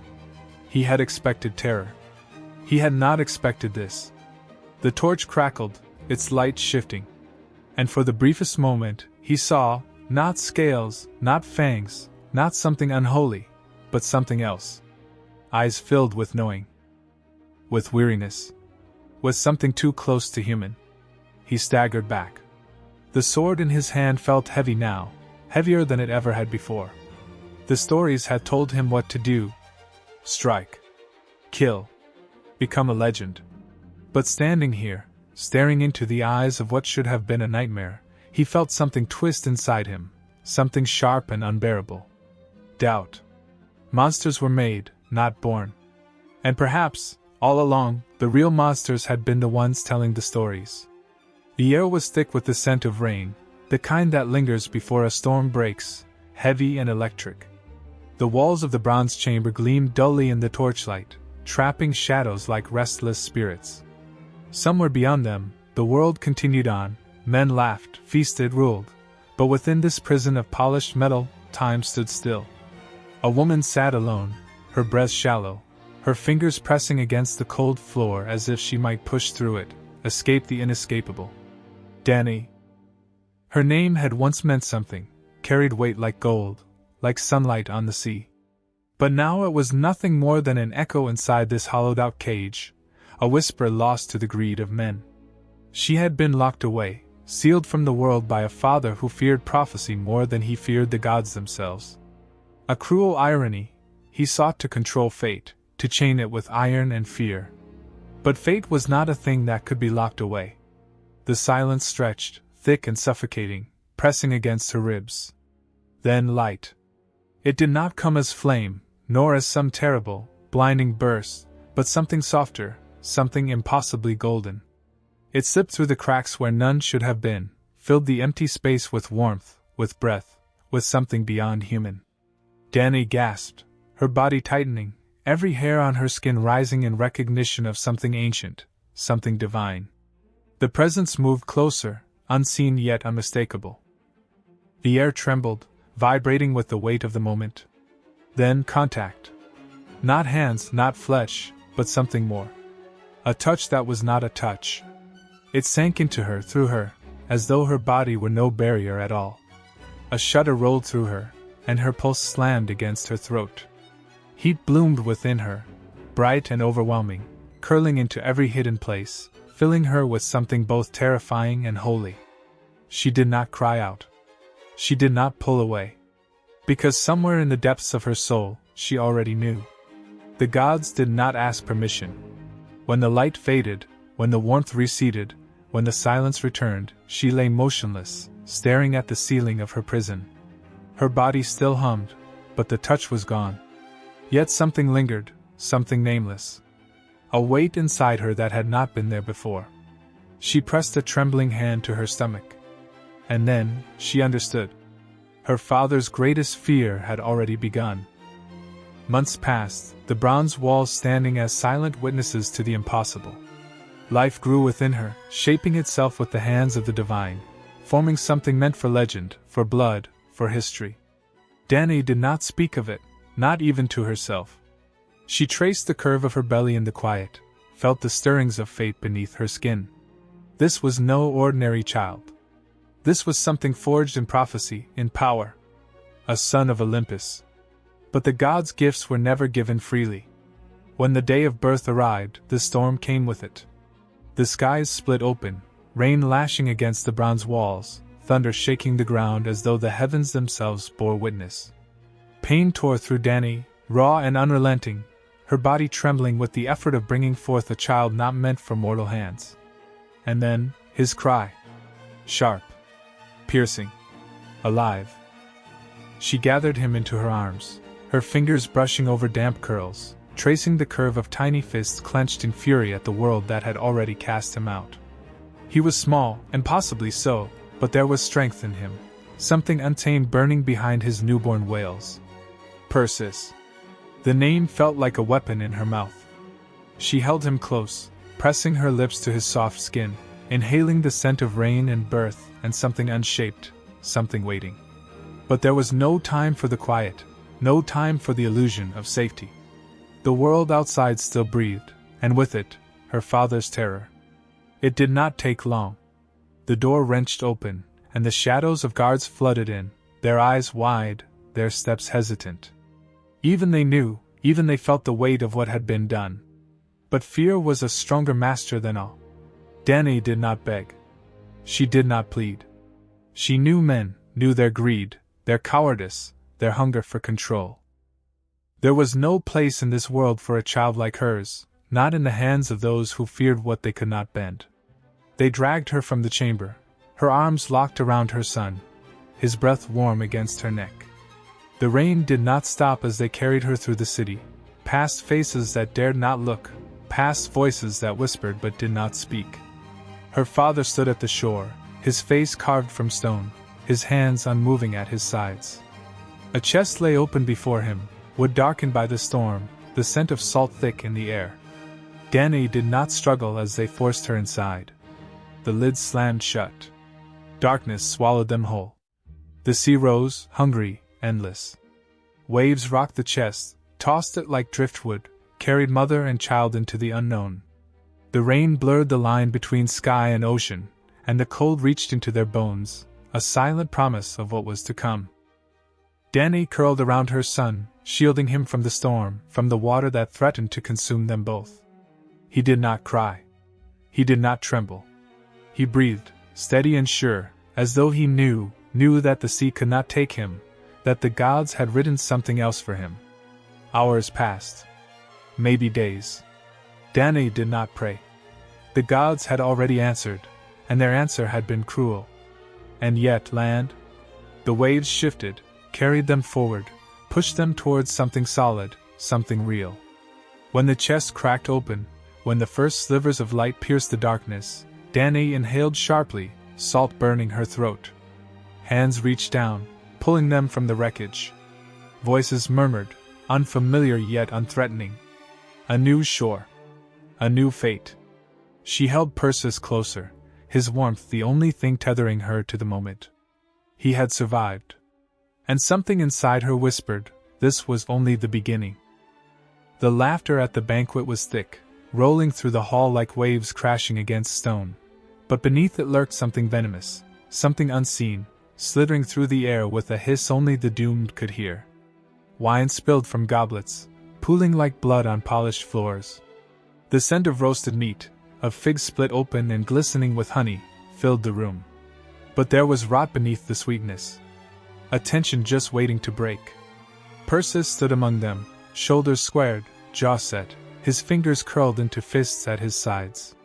He had been raised on the edge of the world, where the sea whispered secrets only orphans understood, where survival was a game played with clenched teeth and sharpened instinct. But here, in the court of a man who wore kindness like a mask, he was a boy among wolves. And the hungriest wolf sat upon the throne.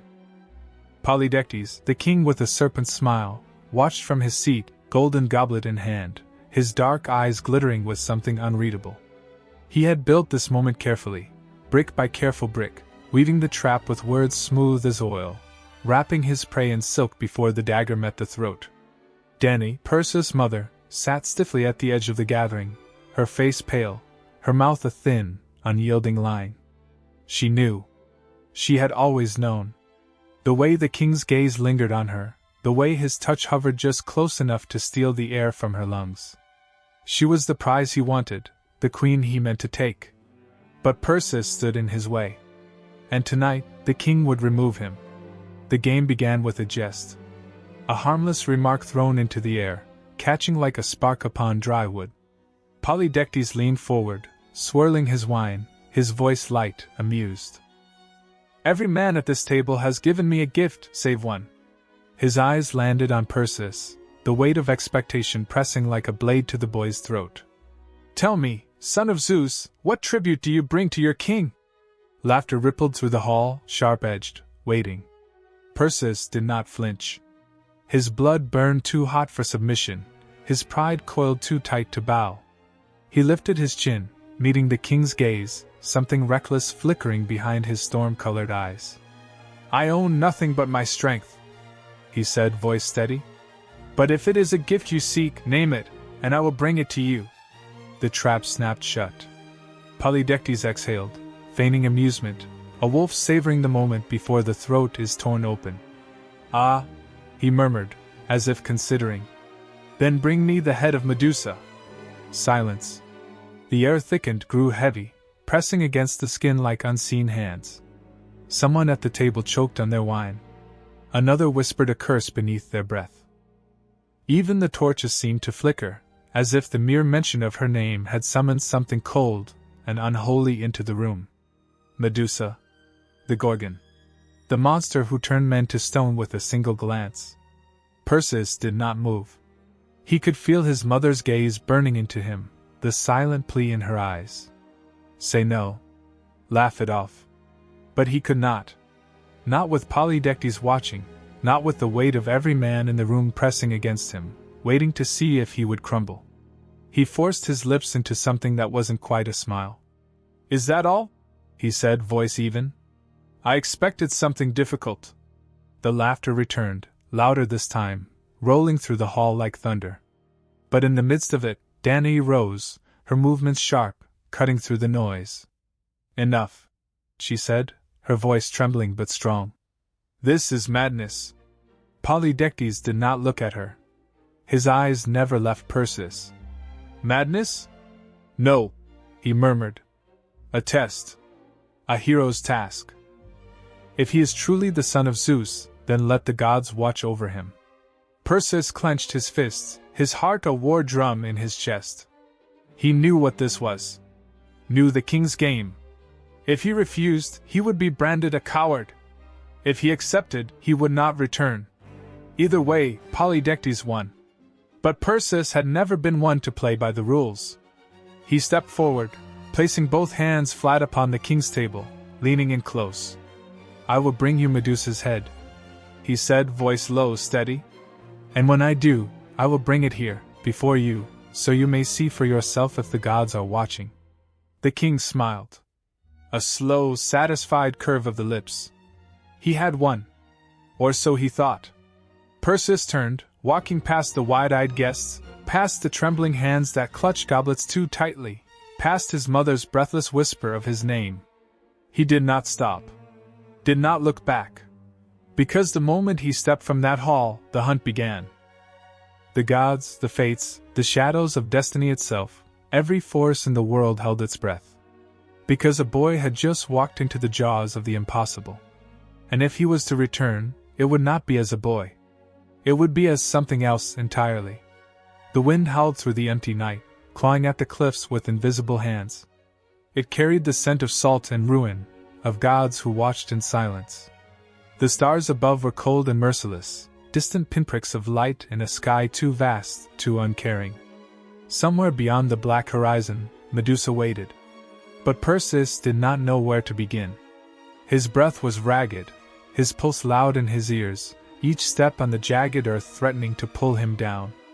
The weight of his task coiled around his ribs, squeezing tighter with each passing moment. The world was too quiet. No whisper of guidance, no path carved into the stone. He was alone. Or so he thought. A shadow moved at the edge of his vision, too fast, too smooth, too impossible to be real. A flicker of movement, gone before he could place it. Then another.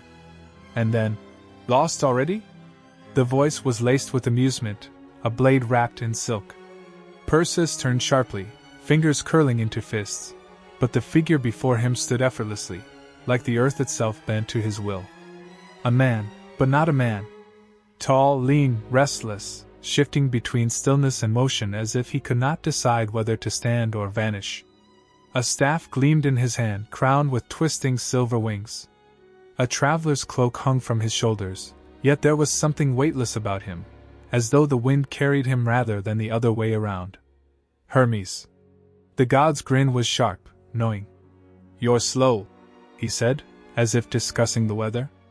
"But I suppose mortals always are." Perseus did not speak. He could not. The presence of a god was something words could not touch. A thing that settled in the bones, that made the air feel too thick, too charged, as if lightning had just struck the earth. Hermes sighed, tilting his head as if studying something small, something breakable. "You won't reach her like this," he mused. "Wandering blind, hoping fate will pity you. That's not how this works." The words burned. Perseus clenched his teeth, his body taut with frustration. He did not need pity. He did not need riddles wrapped in mockery. He needed a way forward. As if sensing the thought, Hermes' smirk widened. "Fortunately for you, the gods have taken an interest." The ground trembled. A low hum filled the air, vibrating in Perseus' skull, pulling his gaze upward. She emerged from nothing. From shadow. From silence. Athena. The night bent around her, cowering before her presence. A warrior's grace in every step, eyes that held the weight of battlefields long since turned to dust. The owl perched on her shoulder blinked once, slow, calculating, before taking flight into the abyss. She did not waste words. "Medusa will see you before you see her," she said, her voice like the strike of a blade against steel. "And you will die before you raise your sword." Perseus swallowed, his throat dry as sand. He did not flinch beneath her gaze, but he could feel the truth in her words pressing against his chest, a weight he could not shake. Hermes chuckled, tapping his staff against the ground. "Fortunately," he said, his tone dripping with amusement, "we're not sending you to die. At least not yet." Athena lifted a hand. In it, a shield gleamed, its polished bronze surface catching the dim light of the stars, twisting it, bending it into something unreal. A reflection with no flaw, a mirror with no distortion. "You will not look upon her," Athena said. "Not with your own eyes. Only through this." The shield was heavy when Perseus took it. Solid. Ancient. The weight of gods and history pressed into its metal. "And this?" Hermes added, stepping forward. A blade appeared in his grip, its edge catching the light with a whisper of silver. It was impossibly thin, impossibly sharp, humming with something just beneath the surface, something unseen but felt. "A sword meant for more than mortal hands," Hermes said, pressing it into Perseus' grasp. "Use it well." The cold of the metal seeped into Perseus' skin, biting deeper than the night air.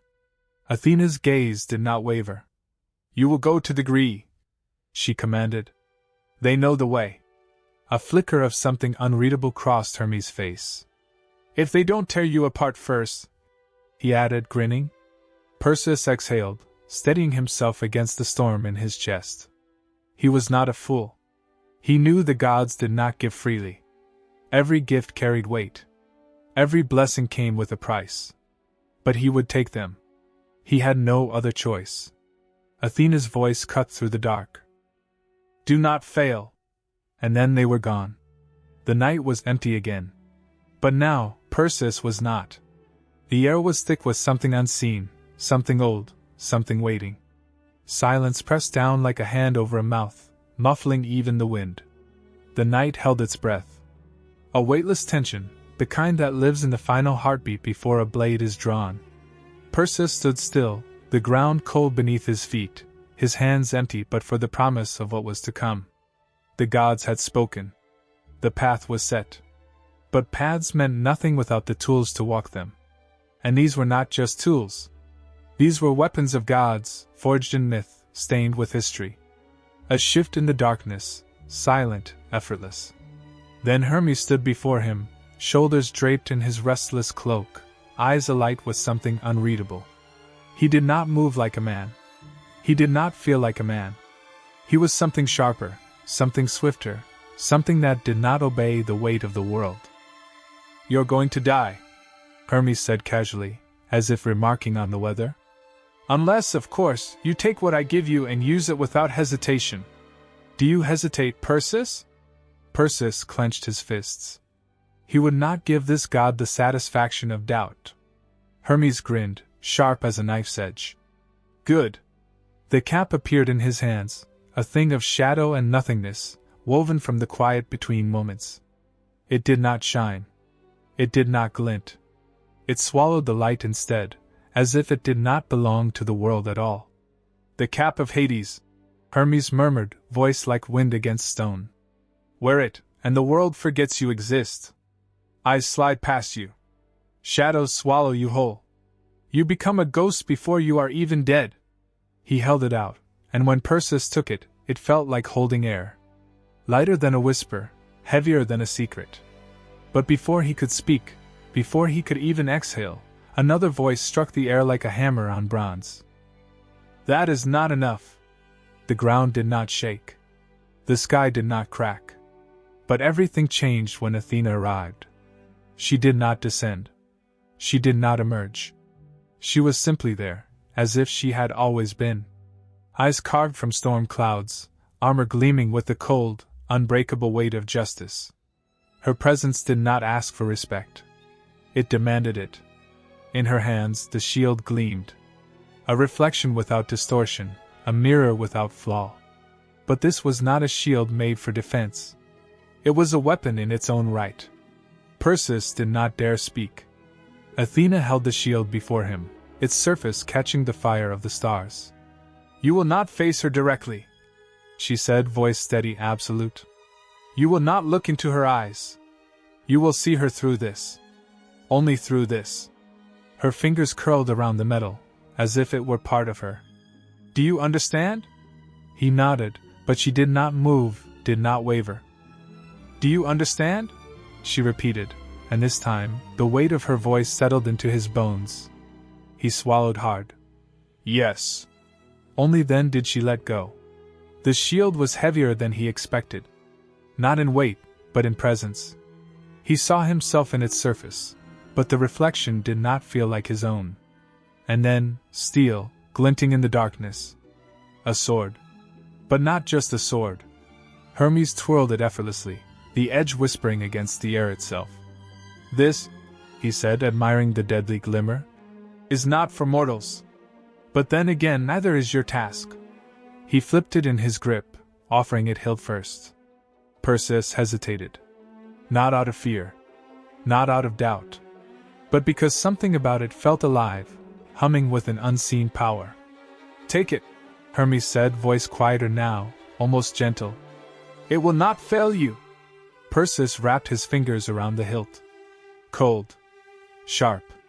The balance was perfect, as if it had been made for him before he had ever been born. He exhaled, the weight of the shield pressing into one arm, the sword resting against the other, the cap of invisibility folded in his grasp. No man should wield such things. No man should carry the will of gods in his hands. But he was no longer just a man. He was a weapon now, too. The wind howled like a wounded beast, tearing through the jagged rocks that jutted from the earth like broken teeth. The sky was an expanse of roiling darkness, where the stars dared not shine. It was not night, not day, something in between, something unnatural. A cursed place, untouched by time, where even the gods turned their faces away. Perseus moved through the desolation, each step a whisper against the silence. The weight of the shield pressed into his arm, the sword hung at his side, its presence a silent promise of what was to come. The cap of invisibility nestled in his grip, waiting. The tools of his fate were his now, but fate itself was a cruel thing. Ahead, the land sloped downward into a valley where shadows bled together, thick and unmoving. The Gorgon's lair was close. Too close. The air was heavier here, thick with something unseen. It clung to his skin, his lungs, as if the very land resisted him.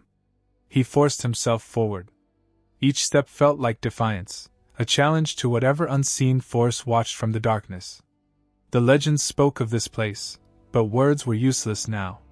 They did not capture the absence of life, the way silence crawled beneath the skin, the way even his heartbeat sounded like an intrusion. There had been science. Bones half buried in the dirt, stripped clean but still curled in the echoes of terror. The ground itself seemed to remember, seemed to whisper of those who had come before him, those who had failed. He did not stop. The earth sloped steeper now, forcing him to tread carefully. The jagged rocks seemed to close in, narrowing his path. He did not trust them. Everything here felt wrong, as if the land itself conspired against him. Then a sound. Not loud, not sudden. But there. A scrape, a shift, a breath where there should have been none. Perseus froze, his pulse hammering against his ribs. His fingers tightened around the hilt of his sword, but he did not draw it. Not yet. Another sound. Closer. He turned, slow, careful. His eyes searched the darkness, finding nothing. But something was there. He felt it. Not with his eyes. Not with his ears. With something older. His hand moved without thought, the cap of invisibility slipping over his head in a single, fluid motion. The air changed. The wind did not touch him now. The weight of the world shifted, as if it had forgotten he existed. He became nothing, a ghost in the hollow silence. A figure stepped into view. Bent. Twisted. wrapped in tattered rags that dragged along the earth like the remnants of a forgotten life. The scent of decay clung to the air around it, thick and suffocating. Its face was hidden, lost beneath a mass of matted hair, but its hands, those hands, were too long, fingers curled like talons, nails blackened with age. Perseus did not breathe. The creature turned its head, sniffing at the air. Searching. He remained still. The thing shuddered, muttering something, voice cracked and dry. Then it turned, moving on, shambling into the distance, swallowed by the dark. Perseus let out a slow breath, his chest tight with something he would not name. The cap remained where it was. He would not remove it. Not yet. He pressed forward, steps soundless now, a shadow among shadows. The air grew colder, the silence heavier. The path twisted sharply, and then, he saw it.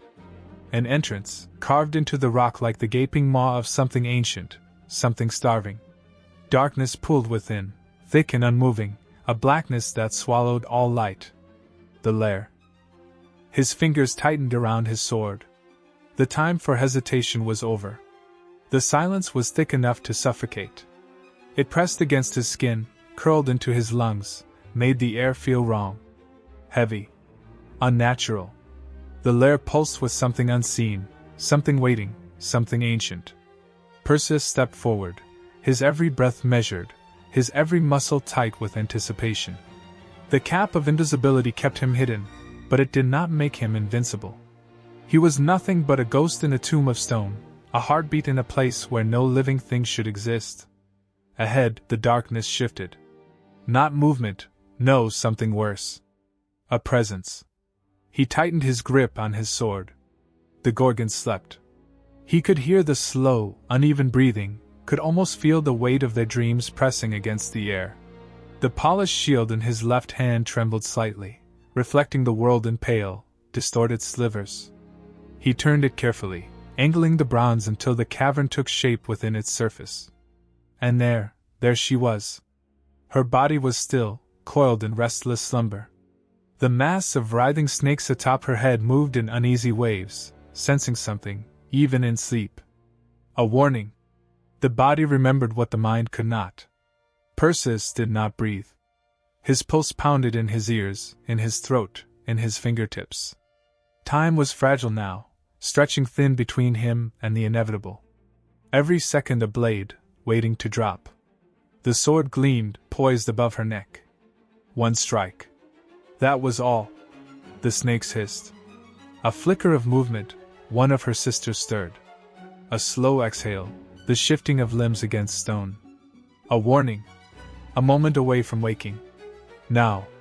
The blade cut through the silence, through the air, through flesh. The world seemed to hold its breath. And then chaos.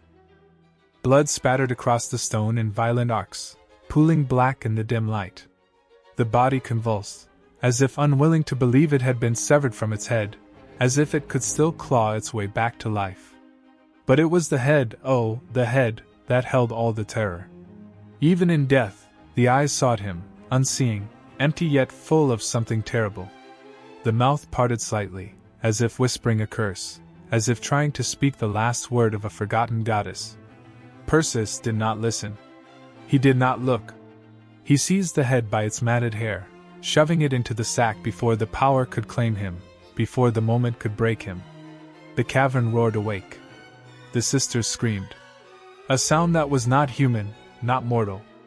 A sound that scraped against the bones, that sent the earth itself into tremors. Perseus ran. Behind him, stone shattered. Claws scraped against rock, against air, against anything that was not their vengeance. They did not need to see him. They could smell the blood, the death, the treachery. The lair was collapsing, darkness folding in on itself. But Perseus did not stop. He did not hesitate. He had what he came for. Now, he had to escape before the gods themselves turned away from him, before the wrath of the Gorgons tore him apart. Before he became nothing but another forgotten corpse, swallowed by the silence. The blood had not yet cooled. It oozed across the stone, thick and dark, pooling in the jagged cracks of the earth, as if the ground itself thirsted for it. The scent was sharp, metallic, ancient. It clung to the air, to the skin, to the very bones of the world. Something was changing. Something was happening. Perseus stood frozen, breath ragged, his fingers clenched around the sack that held Medusa's severed head. The weight of her curse still pulsed within the cloth, unseen yet inescapable. But the true horror was unfolding before him, not in her death, but in what her blood had birthed. The earth trembled. A shift. A crack. A rupture that had nothing to do with stone, nothing to do with decay, but everything to do with something pushing its way into existence. The air grew heavy, thick, alive with a force that did not belong in this dying place. And then movement. A surge of raw, untamed power burst from the pool of blood, a force so sudden, so violent, that for a moment, Perseus thought the world itself had split open. Something rose from the crimson, something vast, something magnificent and terrible all at once. Wings. Not just wings, wings that carried the sky within them. Feathers that shimmered with something more than light, more than magic, something untouched by mortal hands. The being lifted itself from the ruin, dripping with the last remnants of its mother's death, shaking free the curse that had bound it before birth. Pegasus. The name whispered itself into the air, though no lips spoke it. The creature stood breathing, living, a thing of purity born from horror. Its hooves struck the stone, and where they touched, the world remembered what it meant to be sacred. A beast of the heavens, pulled screaming from the entrails of the earth. But it was not alone. Another rose beside it, no wings, no celestial glow, but something just as terrible, just as undeniable. A warrior with a sword in his grasp before he had even drawn breath, Chrysaor, the golden giant, the blood-born retribution of a slain goddess. His eyes burned, his body hummed with a strength not meant for mortals. He was not merely born, he was unleashed. The silence shattered. The Gorgon's screams tore through the cavern, a wail of mourning, of fury, of something far more primal. They had lost a sister, but in her place, something greater had come. Something they could not control. Something no one could control. Pegasus reared, the force of its wings sending gusts of wind howling through the darkness. The cavern walls groaned. The very air recoiled. Perseus could not move. The earth still bled beneath him, still wept for the fallen, still shuddered under the weight of what had been created. The moment stretched, unbroken, unbearable. And then, Pegasus turned its gaze toward him. It knew him.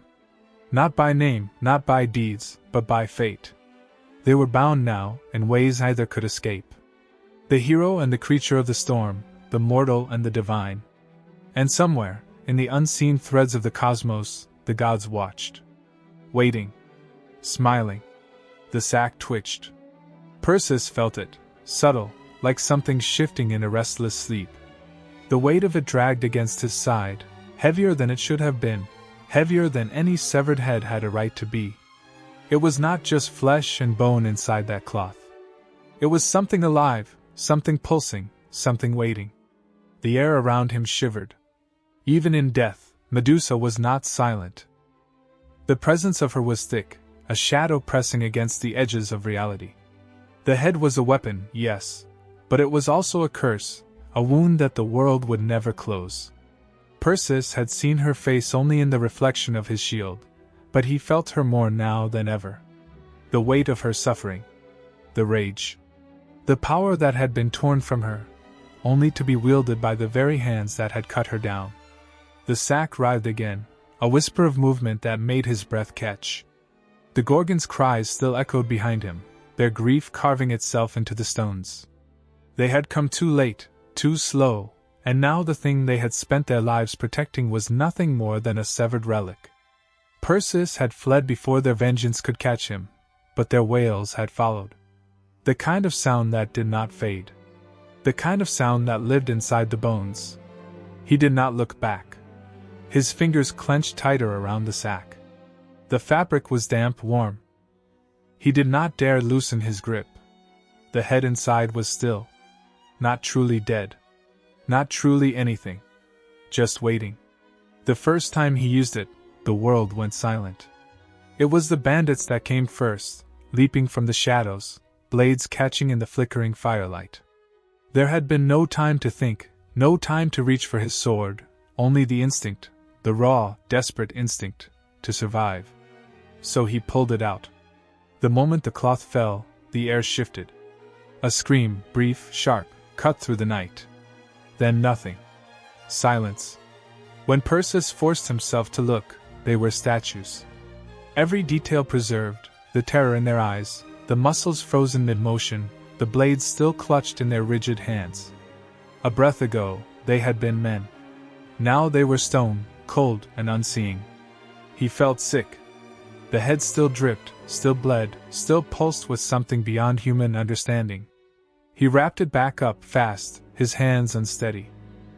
The statues remained, locked in their final moments, their fear forever etched into rock. It had been so easy. Too easy. And that was the worst part. The power burned in his hands. Not his own. Never his own. He had stolen it from her, from the one whose blood still stained his sword, from the one whose face had never been her own. He had taken what the gods had wanted him to take, but the gods would never have to carry it. Never have to feel it. He moved on. More came for him. Warriors. Kings. Fools. Each time, the cloth was pulled away, and each time, the world around him hardened into silence. The weight of the sack never lessened. It did not grow lighter with each life it stole. If anything, it grew heavier. He did not know if it was the head itself, or his own conscience rotting inside the cloth. But still, he carried it. The gods had given him this fate. They had watched as he took her life, had smiled as he raised the weapon they had made of her. But gods did not feel the weight of things. They did not hear the whispers. Perseus did. And still, he carried it. The shield did not breathe, but it felt alive. The metal hummed beneath Perseus' fingers, thrumming with something ancient, something restless. The surface was polished to a cruel, merciless shine, catching the light like a blade poised to strike. And in the center, impossible to ignore, impossible to look at for too long, was the face. Her face. The Gorgon's head, frozen in its final moment of rage, of pain, of something deeper than either. The mouth twisted, caught between a scream and a snarl. The eyes, gods, the eyes, empty and full all at once, hollow windows to a power that refused to die. Athena had taken her. Had taken what was left of her, carved her onto the surface of the shield as if she had been nothing but a tool, a piece of war, an offering. Perseus had placed the head in the goddess's hands, and she had smiled. A warrior's smile. A victor's smile. As if Medusa had been an enemy of Olympus itself, as if her death had been righteous. Now, her face would be carried into battle, wielded as a terror, an omen, a curse. The shield burned cold. Perseus swallowed hard, his own reflection warping around the edges of the Gorgon's gaze. Was this what she had felt? The weight of being seen but never understood? Of being a weapon without a will? The shield did not answer. But it watched. And it always would. The blood had dried, but it still smelled like war. Perseus stood at the edge of the battlefield, his fingers curled around the hilt of his sword, the blade crusted with the remnants of those who had dared to stand against him. The air was thick with the ghosts of his victories, whispers of men who had turned to stone before they could even scream. The Gorgon's head had done its work. It always did. But was it his triumph? Or the gods'? The weight of their hands was all over him, invisible but undeniable. Every step he had taken, every blade he had swung, every breath he had stolen from his enemies, none of it had been his alone. The winged sandals had carried him when his legs should have failed. The curved blade had sliced through what should have been impossible. The shield had been his eyes when his own could not look. And the head, the cursed, writhing, eternal head, had been his most powerful weapon, the very thing that had carved his name into the bones of the world. None of it had been his. The gods had watched from their thrones of cold marble and endless sky, amused, delighted, pleased with their mortal champion. He had been given all the tools, all the advantages, all the whispers of divine favor. And he had won. Had he ever had a choice? The thought struck him like a blade between the ribs. He had fought, he had bled, he had slain monsters and men alike. But had he ever been free? Or had he merely been another piece in their endless game, another story for them to tell, another hero to be used and then forgotten? The sky stretched above him, too wide, too vast, too full of eyes that saw everything. The triumph was his. But so were the chains. The stone eyes stare back. Hollow. Empty. But not lifeless. Never lifeless. There is something in them, a frozen scream, a whisper of rage, a curse that refuses to die. The chisel has carved the horror into permanence, trapping the final moment of Medusa's existence in cold, unyielding marble. The snakes still coil, their bodies twisted in petrified motion, as if at any moment they might strike, might hiss, might sink their fangs into the throats of those who dare to look too long. The sculptor's hands must have trembled. How could they not? How does one sculpt fear itself? How does one make stone breathe, make it pulse with something older than time? And yet here she is, her face stretched across temples, her gaping mouth screaming from shields, her presence lurking in the ruins of civilizations that thought they had conquered her. She does not fade. She does not crumble. Medusa does not die. She watches from pediments and freezes, her expression shifting depending on the century, the artist, the hands that dared to mold her. In some, she is monstrous, her features exaggerated, twisted into a grotesque mask of terror, a warning. Do not cross me. Do not look. Do not tempt fate. Her fangs glisten in the dim torchlight of ancient halls, her eyes widen, round and haunting, daring the world to turn her into a legend. But in others she is almost human. Too human. Her face is smooth, beautiful, aching with a sadness that no sculptor could fully erase. The fear is still there, but so is something else, something that does not belong to a monster. A plea? A memory? The shadow of what she once was before the gods cursed her, before she became a story, before her name became synonymous with horror. No matter how many years pass, no matter how many empires rise and fall, she remains. She is there in the shattered statues buried beneath centuries of dust. She is there in the gleaming bronze of shields raised for battle. She is there in the fragmented reliefs, the chipped and broken pieces of temples that tried to contain her. She will always be there. Because fear never fades. And neither does she. The candle flickers against the damp stone walls, casting a restless glow over the manuscript. A scribe hunches over the parchment, his quill scratching feverishly, his breath uneven. His hands shake, ink splattering like drops of black blood. He should not be writing this. He knows it. The priests warn against it. The whispers in the abbey say that some stories are not meant to be spoken, let alone recorded. And yet, the legend will not die. Medusa. The name alone sends a shudder through the halls of Rome, through the cold monasteries of medieval Europe, through the mouths of those who speak it in hushed voices, as if afraid she will hear. She has changed. The centuries have reshaped her, molded her into something new, yet something just as terrible, just as unrelenting. To the Romans, she is no longer a cursed woman, no longer a victim of divine cruelty. She is something more. Something worse.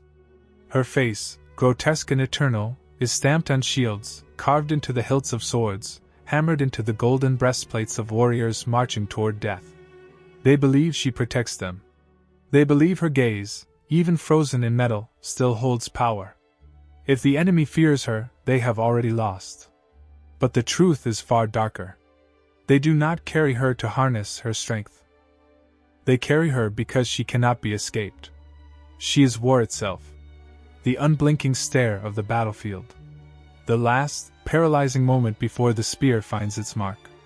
The sickening finality of a soldier turning to stone, not by magic, but by terror so overwhelming it renders him motionless, lifeless, already dead before the blade ever reaches his flesh. And still, she changes. Time drags her forward, through the fall of empires, through the smoke and blood of history, and when the world drowns itself in faith, she does not disappear. She lingers. She waits.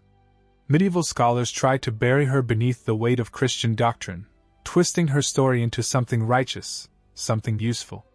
She is sin. She is temptation. She is the whore of Babylon, the serpent in the garden, the punishment that befalls men who stray too far from God. The monks who copy her likeness into their illuminated manuscripts do so with reverence laced with fear.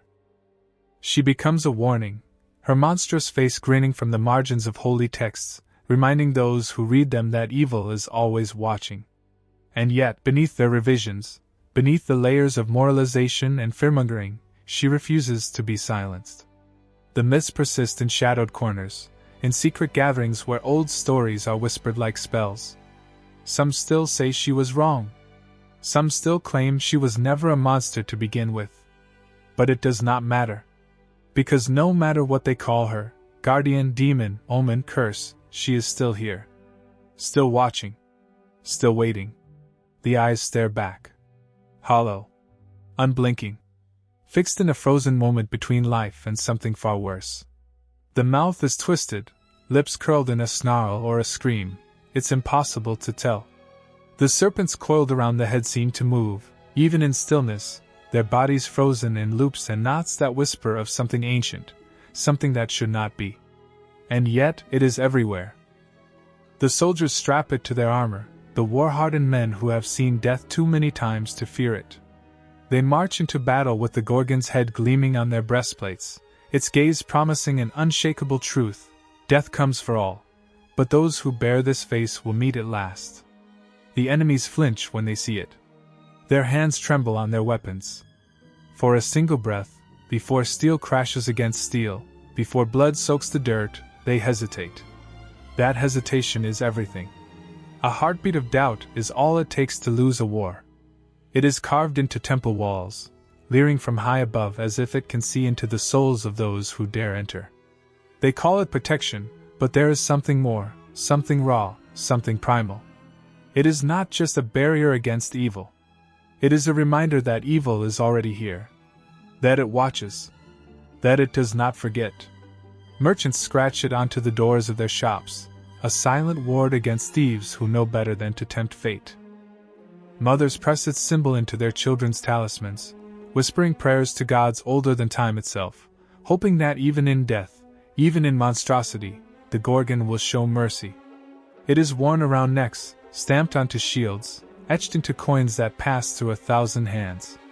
Each time it is seen, the reaction is the same: a moment of unease, a flicker of something nameless. A feeling that does not fade, no matter how familiar it becomes. Because it is not just a symbol. It is a presence. It is power. It is a thing that should not exist, yet refuses to be forgotten. And that is why it protects. Not because it is good. Not because it is just. But because fear is the oldest shield of all. The air is thick with silence, the kind that presses against the skin, waiting to be broken. She stands there, unbowed, unbroken, though the world has tried to make her small. The weight of centuries settles in her bones, a story rewritten by hands that never touched her, voices that never spoke for her. They called her monster. They made her myth. They twisted her rage into a curse, her pain into a warning. But the truth was never theirs to tell. She was never meant to be feared. Not like this. The snakes shift, their bodies coiling like whispered secrets, their scales glinting in the dim light. They do not hiss. They do not strike. They only watch. She watches too. The eyes that turned men to stone were never eyes of malice. They were not the gaze of a beast. They were the last defense of a woman stripped of choice, of safety, of her own body. They were the only thing left when the gods did nothing, when justice was swallowed by silence. And yet they made her the villain. They tell her story in hushed voices, in cautionary tones, as if she were the danger, not the men who came for her. They whisper her name to keep girls in their place, to remind them what happens when they are too bold, too free, too unwilling to bow. They teach her as a lesson, but not the one they think. She is not the warning. She is the reckoning. Her face stares back from banners, from protest walls, from the shirts of women who refuse to be turned to stone themselves. The snakes are no longer chains. They are a crown. The eyes that once meant death now mean defiance. Her story is no longer theirs to tell. She does not need to be saved. She never did. And now, they finally see her. The eyes stare back. Cold, unblinking, eternal. A frozen scream twisted into beauty, terror sculpted into symmetry. The face that haunts the mind, slipping into dreams unbidden, lurking beneath the skin, waiting to surface. She is there in the mirror, in the shadows, in the silence that swells before sleep. A nightmare? Or something worse, something that was never a dream to begin with. Freud called her castration, a symbol of terror so primal it grips the soul with invisible hands. To him, she was the fear that turns limbs to stone, the moment a child sees what cannot be unseen. He stripped her of her voice, dissected her into theory, carved her into the flesh of a trembling boy's unconscious. The severed head, her power, her punishment, was nothing more than a twisted reflection of male dread. A mother's body rendered monstrous. A woman's gaze turned into death itself. But was she ever truly his to define? Jung saw more. He saw her not as fear, but as something older, something deeper. She was the shadow lurking behind the eyes, the darkness we bury, the rage we suppress. She was the anima corrupted, the feminine turned against itself, the self staring back in horror. She was not merely an object of fear, but a force, a truth waiting to be confronted. To look at her was to face what was hidden. To turn away was to live in ignorance. And still, she waits. Her myth is older than men's theories, older than ink on Freud's page or the symbols in Jung's mind. She was horror before they named her, she was legend before they caged her in meaning. The snakes writhe, whispering secrets that no analysis can contain. They speak of something raw, something beyond words. The gaze that does not kill, but reveals. The reflection that does not deceive, but unmasks. The stone is cracking. And beneath it she watches. The screen flickers. A face emerges, serpents twisting, eyes glinting, lips slightly parted as if caught between curse and confession. It is her. Again. Always. Medusa, reborn in pixels and ink, in neon lights and bloodied pages. She no longer waits in temples of crumbling stone. She walks the streets, she haunts the screens, she lingers in the minds of those who think they have forgotten. But no one ever truly forgets. She moves between shadows, slipping from myth to legend, from terror to icon. A villain in one breath, a victim in the next. She flickers between them, never fully one, never fully the other. The old stories tried to chain her, but the chains rusted, broke, fell away. Now she is everywhere. They tried to bury her under the weight of Perseus' triumph, but the earth spat her back out. She dripped through cracks in the pavement, slithered up through the ink of 1,000 retellings, climbed from forgotten footnotes into headlines, protests, manifestos. Her face, once a weapon against her, became a weapon of her own. The old myths had it wrong. The horror, the curse, the punishment, it was never hers to bear alone.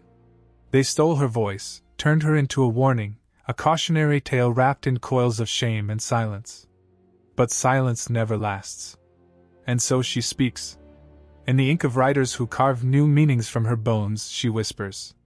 In the glow of screens that project her onto silver and black, she watches. In the graffiti that sprawls across concrete, fangs bared, eyes ablaze, she waits. The world shifts. The stories bend.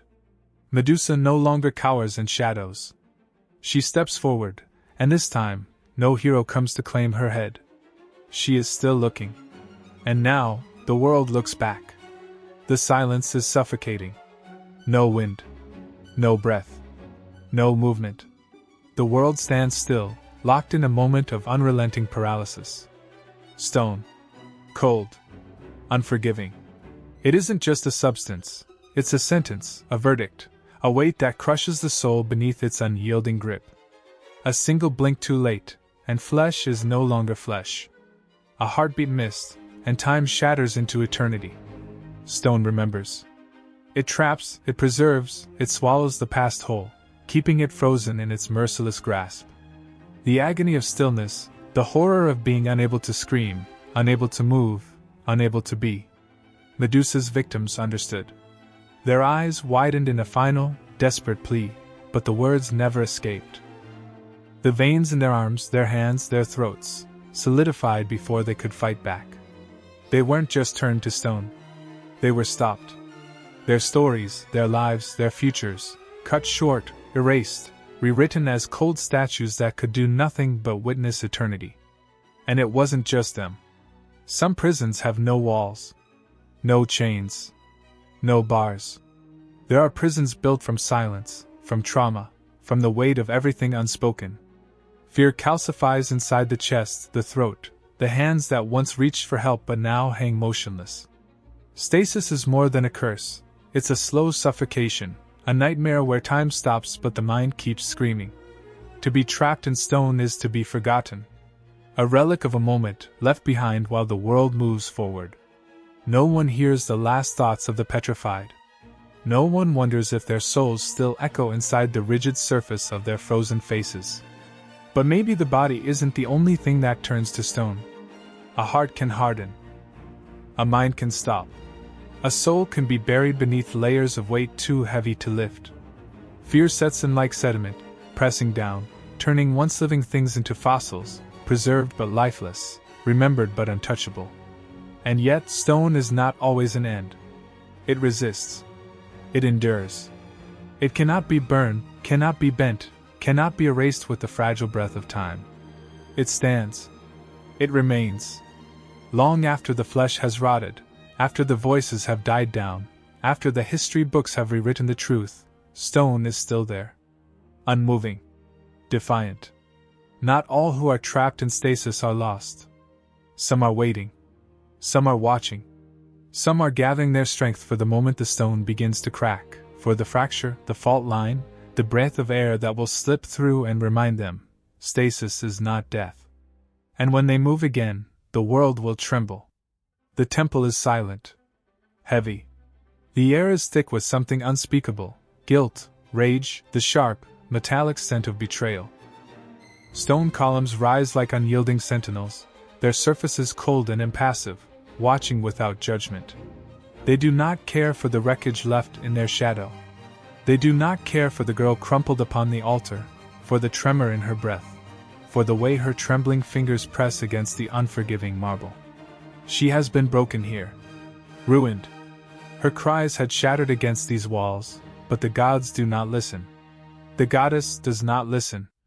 Athena's temple is sacred, and Medusa's violation is an insult that cannot be ignored. Not because she has been hurt, but because she was desecrated where she was meant to kneel in reverence. Footsteps. Steady. Unrushed. The weight of a presence too powerful to defy. Medusa does not lift her head, does not look up to see the warrior goddess standing above her. She does not need to. She can feel it, the cold fury, the divine wrath, the judgment that looms over her like a blade ready to fall. The punishment is swift. Flesh twists, reshapes, distorts into something monstrous. A hiss, a shudder, a cry that barely has time to escape before her voice is swallowed whole by the transformation. Her hair writhes, serpents coiling and snapping, their eyes as unrelenting as the one who cursed her. The world tilts, shifts, blurs as she stumbles, as her reflection vanishes from the pool of sacred water at her feet. Medusa is gone. What remains is a warning, a lesson. A creature who cannot be looked upon, cannot be approached, cannot be loved. And Athena watches. Perhaps there is regret, buried beneath the steel of her gaze, beneath the weight of strategy and law and the relentless necessity of power. But there is no mercy. There is no apology. The goddess of wisdom does not waver. She does not bend. Her armor gleams, her stance unshaken, her will absolute. Medusa had been beautiful once. That beauty had been a threat. Athena knows. She has felt the weight of eyes that seek to claim, to conquer, to strip power from flesh and leave only something delicate, something controlled. The gods do not suffer their creations to wield beauty and power in equal measure. Women must be one or the other, desirable or dangerous. Never both. And Medusa, lying shattered upon the temple floor, had been both. Perhaps Athena's hand had been forced. Perhaps she could not allow the violation of her sacred space to go unanswered, could not risk the perception of weakness. A goddess, after all, is not free to act on her own will alone. She must be worshipped, feared, respected. She must be an untouchable force, above suffering, above doubt, above the trivialities of human pain. And yet, she is not above cruelty. Medusa is cast out. Not simply punished, but erased, rewritten into something unrecognizable. She will never again be sought after, never again be seen as a thing to be possessed. The gods have no need for women who have been tainted. There is no space for vengeance, no space for rage that belongs to the ruined instead of the divine. There is only exile, only isolation, only the knowledge that to be touched, to be wronged, is to be cast aside like an offering too impure to burn. But Athena does not rid herself of Medusa entirely. She will return for her. Not to undo what has been done, but to take what remains, the severed head, the unblinking stare, the power of the curse she herself inflicted. The Gorgon's face will adorn Athena's shield. It will protect her, defend her, serve her. Medusa's gaze, the very thing that isolates and destroys her, will become a weapon wielded by the goddess who casts her down. A final lesson. A final cruelty. Medusa was never meant to survive. But her suffering will serve. A hush lingers in the air, heavy and expectant. Somewhere stone crumbles, a whisper of dust falling from a forgotten ruin, a monument to a story that refuses to die. Shadows stretch long in the fading light, twisting across the ground like fingers reaching from the past, grasping, clawing, but they will never disappear. They cannot be buried. They cannot be erased. A woman stands before the remnants of an ancient carving. The lines are worn, but the shape is unmistakable. A face, frozen in a screen, locked forever in terror and fury. Snakes coil where hair should be, their carved fangs bared in silent defiance. The woman's breath is shallow, her pulse a dull drum against her ribs. She knows this face. Knows it in the marrow of her bones, in the stories whispered between women when the night presses too close. Medusa. Her name is spoken in hushed voices, in cautious tones, as though the mere utterance of it might summon something unseen, something that has never truly left. Time has tried to bury her, has twisted her, reshaped her, made her into something monstrous, something to be feared. But she does not rest. She never has. The tale repeats itself, century after century, shifting like a serpent shedding its skin, but never losing its fangs. She was the monster, they said. The cursed one. The threat. They told of her deadly gaze, her power to turn men to stone. They told of Perseus, the hero who severed her head, who claimed victory, who carried her lifeless face as a weapon, never once questioning why she had been made a monster in the first place. But there is always something beneath the surface, something unsaid, something screaming between the lines of the myth. A story rewritten by those who needed her to be feared, rather than understood. A warning, veiled as a lesson. She had been a woman first. A woman whose beauty was a curse long before the gods laid their hands upon her. A woman who had been wrong, punished not for her sins but for his. A woman transformed into a horror so that she could never be looked at again, so that the world would not have to bear witness to the truth of what had been taken from her. And yet they could not let her go. Her face was carved into shields, etched onto temples, pressed into coins. Her severed head, once feared, became a symbol of power, protection, control. The very thing used to exile her became the thing they wielded. A monster, yes. But whose creation? Her image flickers across time, never resting, never fading. She stares from the pages of books, from the glow of screens, from the depths of imagination. She is reborn in ink and paint, in poetry and rage, in the stories of those who see the truth beneath the legend.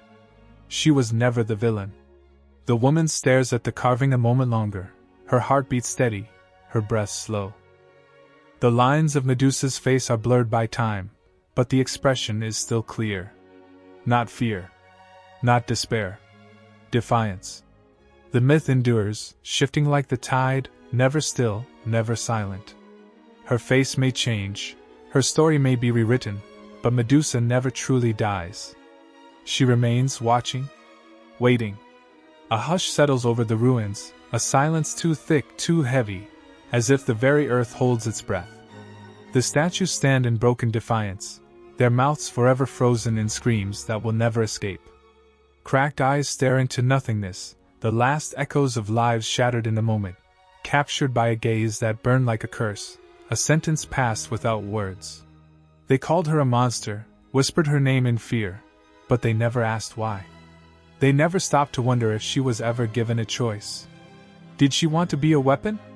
Did she want to be a nightmare carved onto shields, her severed head paraded as a trophy, her agony reduced to a grotesque symbol of victory?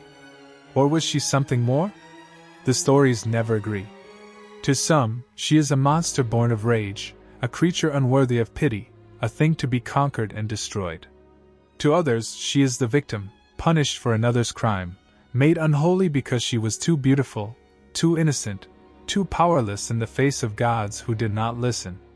But there are those who see the truth in the stone, in the silent defiance that lingers even after death. Not a monster. Not a victim. Something else entirely. A goddess. Because what is divinity, if not the ability to command fear, to wield power so absolute that even kings and heroes tremble before it? The moment she was cursed, she was no longer prey. They turned her into something untouchable, unknowable, a force beyond control. And when they struck her down, severed her head, used her lifeless face as a weapon, they only proved what they had feared all along. That her power would never die. That even in death, she was stronger than them all. They tried to bury her, to make her a whisper in the dark, but Medusa does not sleep. She lingers in the edges of stories, in the spaces between words, waiting for those who will see her not as a warning, but as a promise. She is every woman who has ever been silenced, every voice turned into an echo, every scream that was never heard. She is rage and sorrow, vengeance and protection, horror and salvation. Her legacy is written in stone, in blood, in the endless retellings of a myth that refuses to die.